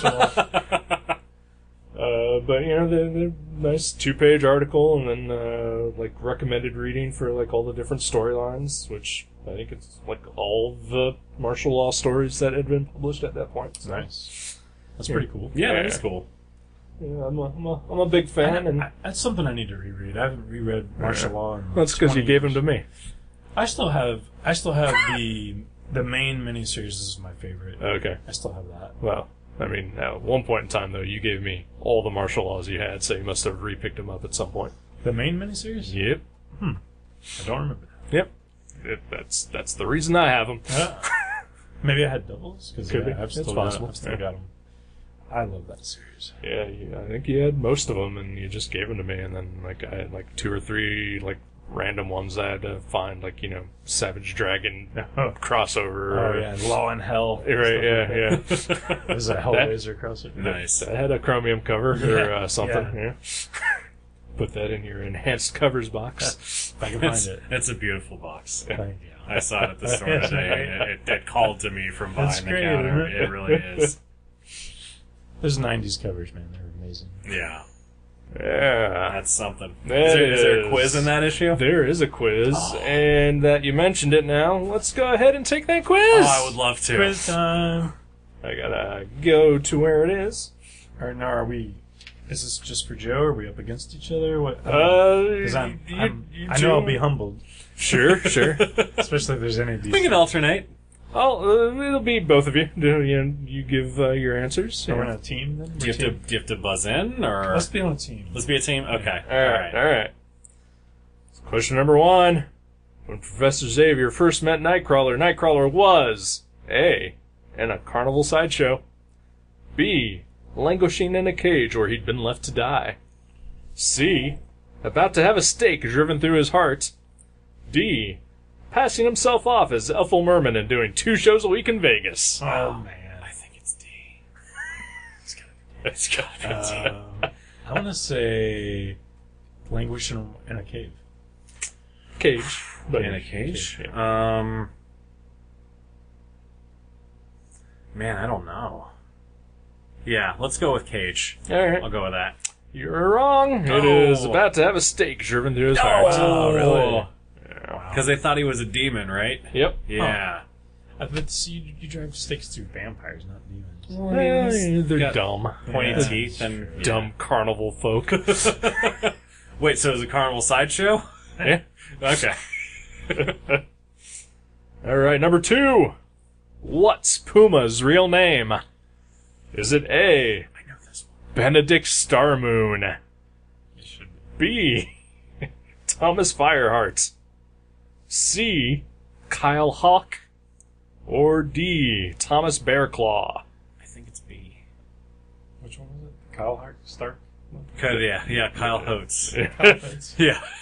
B was Thomas Fireheart. Firefighter. It's either A or B. What was A again? Benedict Starmoon. I'm gonna say No, B. I think it's B. Yeah. That is correct. Yeah. 1 point. Alright, number 3. After Spawn died, Spawn's wife Wanda Blake married A. Terry Fitzgerald, B. Al Simmons, C. Tony Lobito, Lobito. Oh. Lobito. Oh, okay. Not libido. Jesus. Or D. Kyle Zimmerman. I think it was A. I think it was A too. It is A. Yeah. Alright, 2 points. I don't know who's winning. No, we're on the same team. Remember? Okay, that's Yeah. Wizards losing. That's who's That's right. Which of the following characters has not contracted or died from the mutant legacy virus? Ooh, okay. Is it A. Madrix, B. Pyro, C. Ileana, or D. Sauron? I'm thinking, I want to say Pyro. I would just be guessing. I have no Yeah. idea. I'm going to say Pyro. I'll say Pyro. Alright, it is Sauron, D. Oh, that's what I was gonna say, Joe. Dang. Should have spoken up. I had no idea. Yeah. I knew Ileana had died of it. And I was pretty sure that one of Madrix's duplicates had died of it. Yeah. And number 5. The name of Catwoman's butler is A. What? Alfred, B. Jarvis, C. Wilder, or D. Lyons? Say Wild. Catwoman has a butler? I didn't know that. Apparently so. Okay. You know it's not Jarvis or Alfred. No, it's The not. last one was D. So this one's gotta be C. Wait, I'm sorry, what were C and D again? Wilder and Lions. Wilder and Lions. I don't know, Lions is just dumb enough to be right. Right? Because of the cat thing. Because of the cat thing. I'll say Wilder. Cause You're gonna say Wilder? 'cause Gene Wilder's. I'm leaning towards Lions, but I mean, I'll go with Wilder as well. Okay. We're a united front here. Wilder is what you're saying? Yes. You are correct. Oh, nice. And so Well done. I just noticed that there is actually a ranking We are scoring for something here. Okay, excellent. So We're what, 3 out of 5 now? Yeah. Okay. Nice. And there's only 40 questions? 20. 25. Oh my god, really? Yeah. Awesome. I thought it was 10. This is the best day of my life. When we did this with Brassfield, I stopped it at 10. So, but Joe, I feel was gonna have more fun with this. So I love keep going. trivia. Let's do it. All right, number 6. What nationality was Kraven the Hunter? A. Russian. B. Argentinian. C. German. D. French. Would explain why he's so annoying. Oh, say he's Argentine. Russian. Was he? He's Russian, Is he? absolutely. Okay, Russian. Russian is correct. Yeah. Sergei Kravenov. I was just thinking, like, I didn't know his last name. I was just thinking, like, he hunts, like, big game animals. So it's Yeah. seems like, he South probably America. spent some time in South Yeah. America. Oh, sure, yeah. Number 7. The X Mansion is located in A. New York. B. New Jersey. C. Connecticut. D. Staten Island. New York. New York State? Final answer. Okay, final answer. Manchester, New York. That is Wow. correct. This is even after it got destroyed in issue 143. It's Westchester, New York. Is it Westchester? Yeah. Oh, shit. Yeah. I'm shamed. I got cocky. Well, their billing address is in... That's true. Yeah. Yeah. That's where they send all their... Or maybe it's Westminster Street is what they're on. I don't know. Neil would know. Yeah. But he's not here, so fuck that guy. Number 8.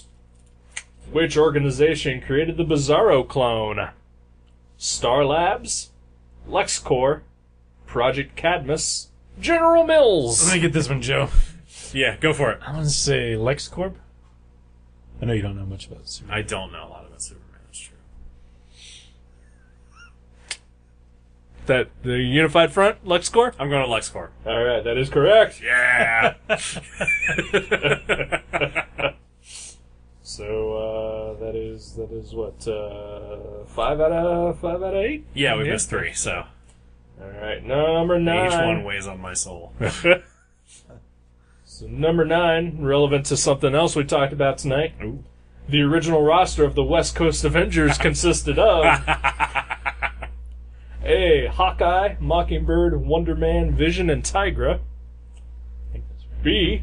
Hawkeye, Mockingbird, Iron Man, The Shroud, and Tigra. Oh, shit. C. Hawkeye, Mockingbird, Wonder Man, Iron Man, and Tigra.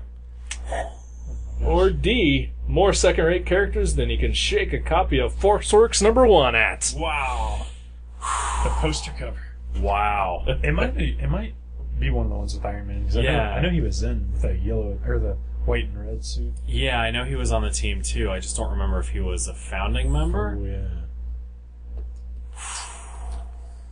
There was a lot of names man. there. I can read There them off were to a you lot again. of names there. So A didn't have Iron Man. A did not have Iron Man. A had Hawkeye, Mockingbird, Wonder Man, Vision, and Tigra. Yep. And then I don't remember what the other ones were. B was Hawkeye, Mockingbird, Iron Man, The Shroud, and Tigra. I don't think Okay. it was that one. C was Hawkeye, Mockingbird, Wonder Man, Iron Man, and Tigra. I think it's C. Yeah, I think it's C2 actually. It is C. Yeah, nicely done. Nicely sussed. Yeah, we did suss it. You guys are so good at sussing. We're a couple of sussmen. We're from Sussex. Number 10. Hulk nemesis General Thunderbolt Ross once possessed the power of which supervillain? A. Red Hulk. Zax. B. T-Rex. C. Abomination. Or D. Cap'n Eggs. I'd say Abomination. Yeah, since that's the only one that I've ever heard of, I'm gonna say Abomination as well. Was it T-Rex? It is Zax. Zizix. I thought that was a Batman villain. That's Mr. That's Mr. just Zaz. Yeah. From The Last Arkham. The Yeah. first 4 issues of Shadow of the Bat. Number 11, the Venom symbiote. Am I pronouncing that right? It's Symbiote. The Venom symbiote Yes, thank you. came from A. Another planet. B. AIM. C. A toxic dump. D. The negative zone. Hey. There's another planet. It is A. They may have just retconned that to be a Kree thing. Oh, really? Is Yeah. that part of what's going on in like the first host miniseries? yeah. Okay. Man, they just can't leave well enough alone. Alright, number 12. Jacosta's mind was patterned after which Avenger's brainwaves? A. Tigra, B. Moondragon, C. Wasp, or D. Scarlet Witch?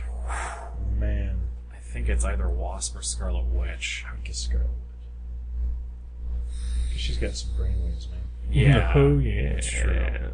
Big, lonely brainwaves. Yikes.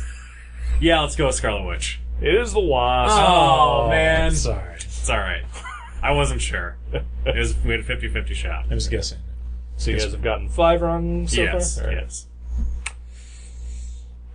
Number 13. Which of the following Titans didn't go bad? Man, if I don't get this right, I know, right? I am going to walk in front of traffic. Is it A. Raven, B. Terra, C. Jericho, or D. Speedy? Speedy did not go bad. Oh, I will trust Joe G.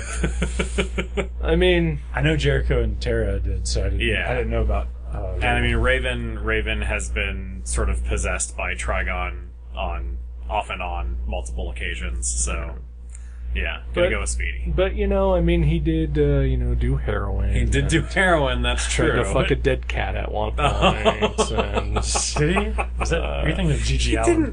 He didn't. Did you say he fucked a dead cat? yeah, that's what I He said. didn't fuck a dead cat. He protected it because he thought it was his dead daughter. While on heroin. While on heroin, yeah. Okay, well that's He was in a bad place. Seems like a good guy. To say the least. made some poor decisions. Yeah. So despite all that, Speedy is, of course, the correct answer. Oh, God. You made me sweat that one. Yeah. So this one, it's not in the question, but I'm going to clarify. Okay. They're talking about the Marvel character. Okay. 14. Egghead was killed by A.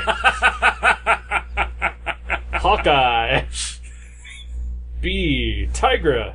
Jeez, how many times have we mentioned Tigra so far? Not enough. C. She's Wonder in West Man. Coast Avengers #1. Hey. The most recent one. She's giant. She's giant. Yeah. Ooh. Anyway. Have to check that Spoilers. out. D. Hank Pym. Oh, jeez. Where's Olga, Queen of the Cossacks? I didn't hear her on that list. No? No. I'm sorry, what were the choices we were talking about other things? Hawkeye, Tigra, Wonder Man, Hank Pym. Man, I have literally no idea. God, me neither.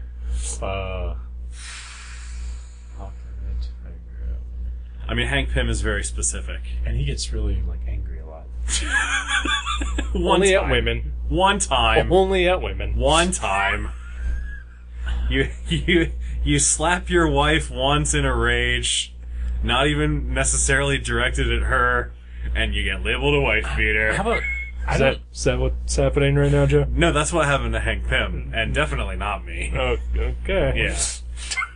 Yeah, I don't know about this one. No, Do you have a gut feeling? I have no gut feeling in any direction on this one. Yeah. Like, I can imagine Like, it Vincent seems- Price getting shot in the head with an arrow, or getting mauled by a tiger. See, it seems like Tigra because she's part animalistic, Yeah. but like I read a Marvel team up not too long ago where she was brain controlled and she almost killed Spider-Man. Oh, wow. But I don't know. But I would guess Tiger if it was up to Yeah. me. I'll go with Tigra. Yeah. You've put some thought into this, more thought than I have, so yeah, let's go with Tigra. Alright, it is Hawkeye. Oh. Sorry. Oh, well. guys. It's fine. Jeez. I don't even care. You got the Titans. I got that. That's all that matters. Well, this is another one. If you don't get it right, then you deserve a very bad punishment. Okay. Who killed Robin 2? Oh. A. The Scarecrow. B. The Joker. C. Abattoir. D. Tim Drake. We know it was He Abattoir. really, really wanted to wear short pants and get close to Batman, if you know what I mean. Oh, gross. Also, it was E the Fans. Oh, that's true. They called Sick burn. That's right. they called that hotline. That's right. 5,341 of you. No, it was the Joker. Yeah. It was the Joker. All right. Number 16. The powers of Marvel Universe's Black Cat were originally augmented by A. The Power Broker, B. Brother Voodoo, D. Dr. Faustus, or D. Kingpin. I think it was Kingpin. If I remember right. Kingpin? I feel like she had some sort of relationship with the Kingpin That at sounds some right. point. That sounds right. Yeah. I'll go with Kingpin. Yeah. Kingpin is correct. Number 17. What was the name of Bruce Banner's anti-Hulk squad? A. Hulked. That's an acronym, by the way. Sure, I'm sure it is. B. The Hulkbusters. C. AHS. Like anti-Hulk. So Ultra High School. Yeah. Or D. Victims of Ellison. Victims of Ellison. What? Probably That's like Harlan Ellison. Harlan Ellison. Harlan Ellison? Dig. The Hulkbusters. I think it's the Hulkbusters, yeah. It is the Hulkbusters. Yeah. We are killing it. Oh, yeah. We're not even drinking. Speaking of, Uh-oh, is this an Iron Iron Man question? no, surprisingly. 18. Strong Guy has a fetish for A. Brandy, B. Whiskey, C. Beer, D. Guys with leather masks. Whoa. Yeah. I don't know. I have no idea either. I read X Factor, but Yeah. I did too. Huge fan. Yeah. No idea. No fucking clue. Yeah. There's brandy, whiskey, beer, and Guys with leather leather daddies. masks. Yeah. Gotcha. Well, Wolverine was always the beer guy, so it seems like they would take it further and make it whiskey, right? Yeah, or I mean, they could sort of go, like, brandy, I feel like, is more of a Sophisticated. delicate, sophisticated man's drink. You want to do that one? Let's go brandy. Brandy. Yeah. I like your thought processes, But, but it's whiskey. oh, I'm sorry, you said whiskey and I dissuaded you. I mean, if it were me having to, like, come up with that trait, brandy is, Yeah. the perfect answer. You guys nailed that. So, I think we should Come get the on, point. Peter We David. should get Yeah. the- I think we get the point. Yeah, we get a point for being better writers than You know Peter what? David. I'm giving it to you. Yeah! Now it's getting somewhere. Things are more fun when we cheat. That's right. We know comics better than the creators. Right? Just want things to be the way they were. Oh, no. Time to wake up, comics. All right, number 19. What was the fate of Reed and Sue Richards' second child? Was it A, aborted to save Sue's life, B, stillborn, C, given to a watcher so he could watch over it and make sure it learned to control its reality warping powers, or D, the Thing ate it? Oh, that's gross. It was stillborn. Was it still? It was stillborn. Okay, Yeah. stillborn. Hilarious. She got better. She came back. That's great. It was a whole thing. Yeah. Number 20. In the DC Universe, Matrix became which Superman supporting character? A, Lex Luthor 2, B, The Guardian, C, Snapdragon, or D, Supergirl? D. I think it's D. It's D! It's crazy. You looked at this. I've memorized every issue of Wizard since I was born. Number 21. Kraven the Hunter was hired to bring in Spider-Man by A, the Chameleon, B, Donald Trump, No. C, Are you serious? J. Jonah Jameson. God damn it. Can't we have anything? Without thinking about him, he was in the new Spawn that came out today. Was Yeah. He was actually replaced by a demon, and he's like this fake guy in the White House doing the work of these demons, and he is Donald Trump. Oh my god. Yeah, Yikes. it's pretty awesome. Or D, the Tinkerer. So I'm sorry, it was Chameleon. Chameleon, Trump, J. Jonah Jameson, or the Tinkerer. I think it was the Chameleon. Don't you just want to say Trump? No, I don't. Okay. I never want to say Trump. Chameleon. It was JJJ. Oh! Him and his schemes. Yeah. I can't think with this light shining right in my face. Well, I can't see you without this light shining in your face. Number 22. Who was the first ever Avengers in training? Was it A, Hawkeye, B, Spider-Woman, C, Captain Marvel 2, D, Whoops, almost said her name again. Oh! Wow. So probably not D. I mean, I don't know, was Hawkeye... Like, was Avengers in training a specific thing? Because I know Hawkeye was one of, like, the new Avengers. Yeah. He was Cap's kooky. He was one of Cap's projects. Quartet. Yeah. Cap's kooky quartet. Man, they should have called it that. That would be great. The CKQ. Yeah, I mean, honestly, I have no idea. Hawkeye was already an answer earlier, though. Yeah, but who cares? Yeah. But I'm wondering if they would make it to... There have been multiple Craven questions That's true. and multiple West Coast Avengers style questions. Who are the 4 answers? Hawkeye, Spider-Woman, Captain Marvel 2, and Tigra. Man, I want to say Spider-Woman 2. Yeah. All right. We'll go with Spider-Woman 2. It was Captain Marvel 2. Oh. And that is actually the correct answer. Oh, hey, we got it. No, you didn't. No. We heard you say that was the correct answer. It's going on record. Yeah, I'm not giving you that one. Yeah. Well, we know. We know we were right. That's all that matters Yeah. in our hearts. Number 23, Cyclops and Havoc are Brothers. immune to each other's blasts. Yes. Both class Omega mutants. Both clones of their father. Or really Siegfried and Roy. It's A. Sorry. I'll go. It's A, yeah. Number 24. But you're right, they are brothers. Yeah. They are. It's true. What was the Human Torch and Spider-Man's secret meeting place? A, on the top of the Fantastic Four skyscraper. B, on the top of the Empire State Building. C, on top of the Statue of Liberty. D, under the porch out back. Statue of Liberty? Statue of Liberty. Statue of Liberty. Correct. Thank you.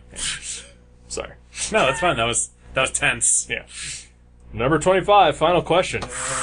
So how many have you gotten wrong at this point? Did we miss, what, 6? 6, yeah. Okay. Yeah. All right. So number 25. The Star Watchers are the descendants of A, Legion, the acronym. L-E-I. Yeah. Okay. Yeah. B, the Hardcore, also an acronym. H-A-R-D. C, the Galactic Guardians.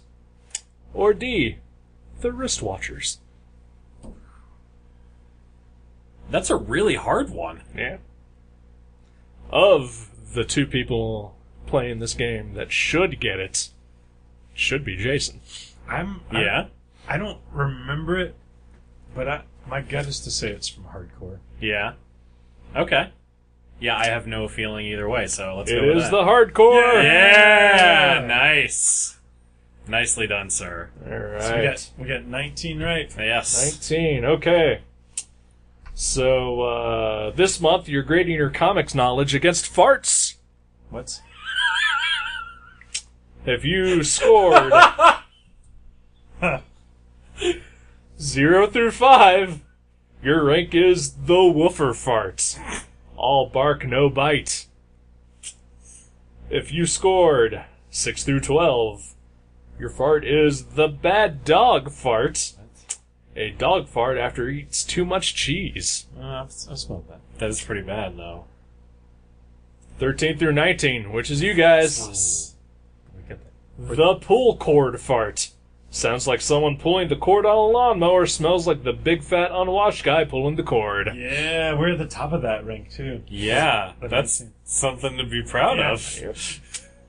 20 through 24, the SBD fart. Silent but deadly. Naturally. We were almost at We were so close to Yeah. Silent but Deadly.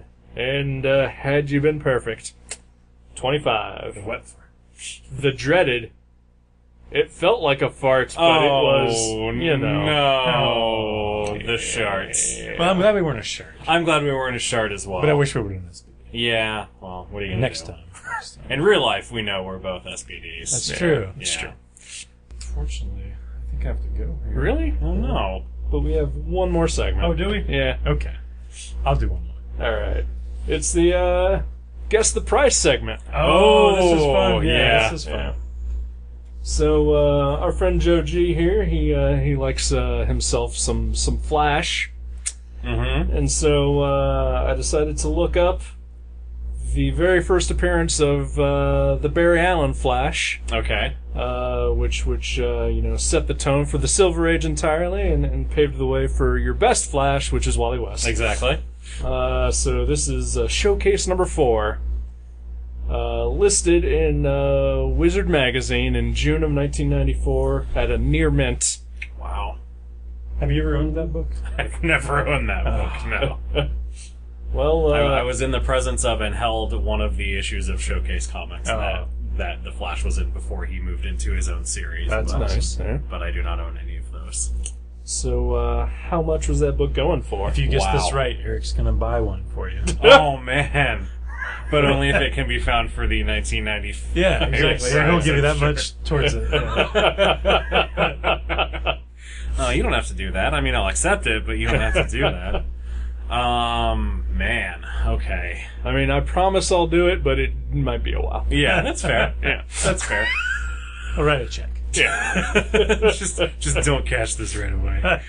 Like ever. It's future dated. Oh man.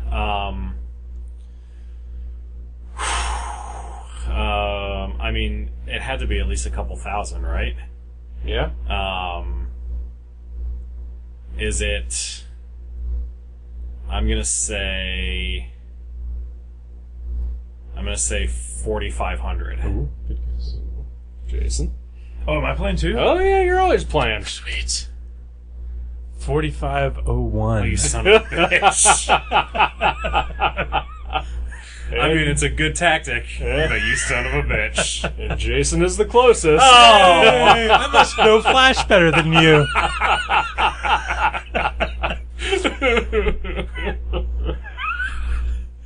In 1994, showcase number 4 in Wizard Magazine was going for $1,600. Wow. That's all? Eh, Oh my god. Wait a minute. So Joe was closer. no. You said 1600? Or 16,000. Oh, 60,000. Okay. 60,000. Sorry. That sorry, makes sorry. more sense. Yes, yes. I was like, oh my god. No, That's crazy. sorry. Apologies. No, that's fine. Okay.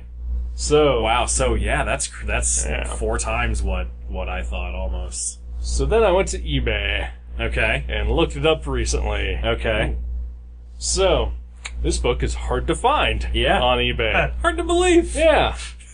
And so I found a second source, and I found 2 prices, both graded. Okay. One was a 1.8, and the other was an 8.5. Oh wow. Okay. And that is the highest grade that I could find for it. And the 1.8 was the only other one that I could find graded at all. Okay. So what was the 1.8? Oh wow. I have to guess this too. Okay.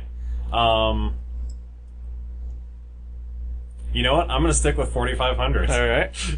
I'll say 2000. Joe is the closest with $6,356. For a 1.8. That's crazy. That's half of a good. Yeah. Or no, it's almost a good. It's almost a good. I was thinking good was a 3. So what did the 8.5 go for Oh then? man. 16 billion. Let's see. So the 1.8 went for 6,000 some. Yep. So the 8 probably went for like. I mean, if we were actually multiplying, I would say like 30,000. I'm gonna say I'll say 40,000 even. I'll say 60,000. Jason is the closest Oh wow! with $155,000. Wow! Wow. But I was not close. Yikes! That's crazy. So this next batch is a little more reasonably priced. Okay. Like, I feel like we all could afford this eventually at some point. Okay. So I looked up your maybe not your favorite character, but a character that you definitely have a special place in your heart for. Okay. I looked up the first appearance of Jason Todd. Nice. And I looked up his first appearance as Robin. Okay. So two comics. 366 or 368? 366. Okay. And 357 was And 357, his, yeah. So issue 357 in 1994 was going for $10. Say $6. Joe is closest with $9. Ooh. And 366 in 1994. Now, is that the more desirable one? I mean, that one has an iconic cover. It's got that Walt Simonson Batman fighting the Flash on like a pyramid cover. So that one's a little bit more desirable, I think. 366. 366, yeah. And you mean the Joker? I'm sorry? You mean the Joker. Did I not say the Joker? You said the Flash. I meant the Joker. Yeah, thank you. I'm sorry. I'm not thinking about the Flash. I don't know what you're talking about. I'm gonna say $12 for $1994. I'll say $10. It was going for $27. Oh wow, Yeah. that's impressive. Yeah. So now, 357, I found a no-graded copy and a 9.8 on eBay. Oh wow, okay. So what does the no-grade copy go for? Like here today, these days. Here in these days. Like sold recently. Yeah. Yeah. Probably less. Probably $5. So the thing, I'm going to give you a little help here. So the thing about that is not only is it the first appearance of Jason Todd, but it's also the first appearance of Killer Croc, Oh, that who one. got really popular because of Suicide Squad. It's like that yellow cover with him on the front. No, that's one of the later appearances. This one, he's not even on the cover. Oh, wow. It's Okay. like Batman fighting with a squid. Okay, so that's worth some money. Yeah. That one I'm going to say $75. For an ungraded? Yep. I'll say 65. You both. It's right in the middle. $70? Wow. Yeah. So what did the graded 9.8 go Oh, for? jeez. 400. Yeah. 401. Oh, you dick! Well, according to our showcase, Joe G is the winner. Yeah! It is 475. And I win both copies. So then, 366, the ungraded copy of that, Okay. which is the iconic Batman vs. the Flash cover. Yeah. I remember it fondly. Oh. Now I feel, I'm going to be completely honest with you, I feel that I have a somewhat unfair advantage on this one because I have been looking for a copy of this book, Oh, so I okay. have been looking for it on eBay. Well, then August 1st. Yes. Okay. Yeah. What would you say? Like $3. $3 for the ungraded?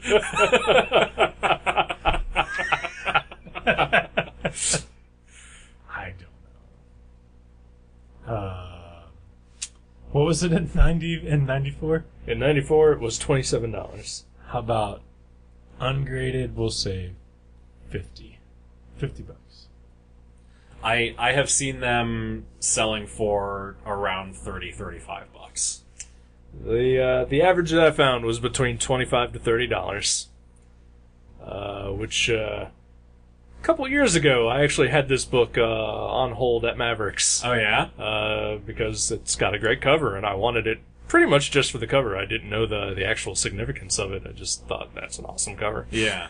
And Mavericks had it for like $14 at the time, and now I'm just really kicking myself for having you put it back on the shelf.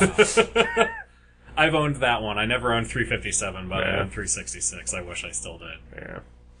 Yeah, there's a kind of fun story about that, is that the cover was actually a commission that someone bought from Walt Simonson. Oh, wow. And the editor, I believe was Len Wein, loved it so much that he was like, hey, craft a story around this cover. Wow. So there's a 3-part story where the Joker tries to set up Jokerland in South America, Wow. And it's all in service of this cover where Batman and the Joker are fighting on this sort of Aztec pyramid. So did he have to redraw the cover for the No, cover? they just used the commission as the cover. Nice. That's awesome. Yeah. That explains why the logo is in such a weird place. 'Cause Yeah, it's like in the center of the book, and it's like wrapped around the building. Yeah, it's a really cool cover. It really is. So, a 9.6 copy went on eBay recently. Oh, wow. For $125. This one I don't know. I haven't looked at graded copies, so that's a good guess. why would you? Exactly. I'll say 200. You both are pretty off. Yeah. Yeah. It is $71. Oh, is that all? Yeah. All right. Yeah. So yeah, that's it for our little games here. That was fun. That was a Yeah. good game. But this is it. This was our 10th anniversary celebration. Yeah. That's excellent. It wouldn't have been the same without you. It really wouldn't Like, have. I'm really glad I could be here. for Me it. too. we yeah. were hoping you could. We were making other plans, but when you sent us the email that said you were going to be in town, I was like, that is fucking perfect. Yeah. So we pretty much changed our entire plan to make sure that we had you on board. You know, Thank you. like I don't think we were ever sure what we were going to be doing, but we just knew we wanted Joji to be part of it. That's right. Well, I'm really glad that I could be. Thank you for having me. Thanks for coming by. We have literally maybe 3 other people we would have liked to have had as well, but we're glad you're in there. Yeah. Thanks. Yeah. Couldn't get a Myself, hold of Brian, whoever else we said earlier, Jeremy, Garrison, yeah, all those. Couldn't get people. a hold of Jeff Loeb. He was busy. Yeah. What's he doing these days? I don't know. I was running DC TV and doing racist stuff at Comic Con. Oh, okay. Yeah. DC TV? Or I'm sorry, Marvel Marvel TV. Okay, all right. Yeah. Yeah. Good Well, times. Yeah. So this is now at this point probably like a 5-hour podcast episode. No one is still listening. They're like Nor asleep should they be. asleep Yeah. at their work. like I guess this would be pretty much your work day if you're listening to this at work. Yeah. If you're listening to this while working out, then why? Yeah. But also, Take a break. Yeah, take a break, some or water. give us some thanks for your fucking ripped bod. Yeah. Leave a review on iTunes. or Talk that. about how jacked you got listening to this podcast. So, Jason, happy 10th anniversary. Happy 10th anniversary. Should we keep doing this? No. Okay. I mean, in general, but I mean, this episode for sure, no, right? Oh, you meant this episode? Yeah. We'll have that conversation off air. Okay, alright. But by virtue of going off the air, that means you're finishing the episode. That's right.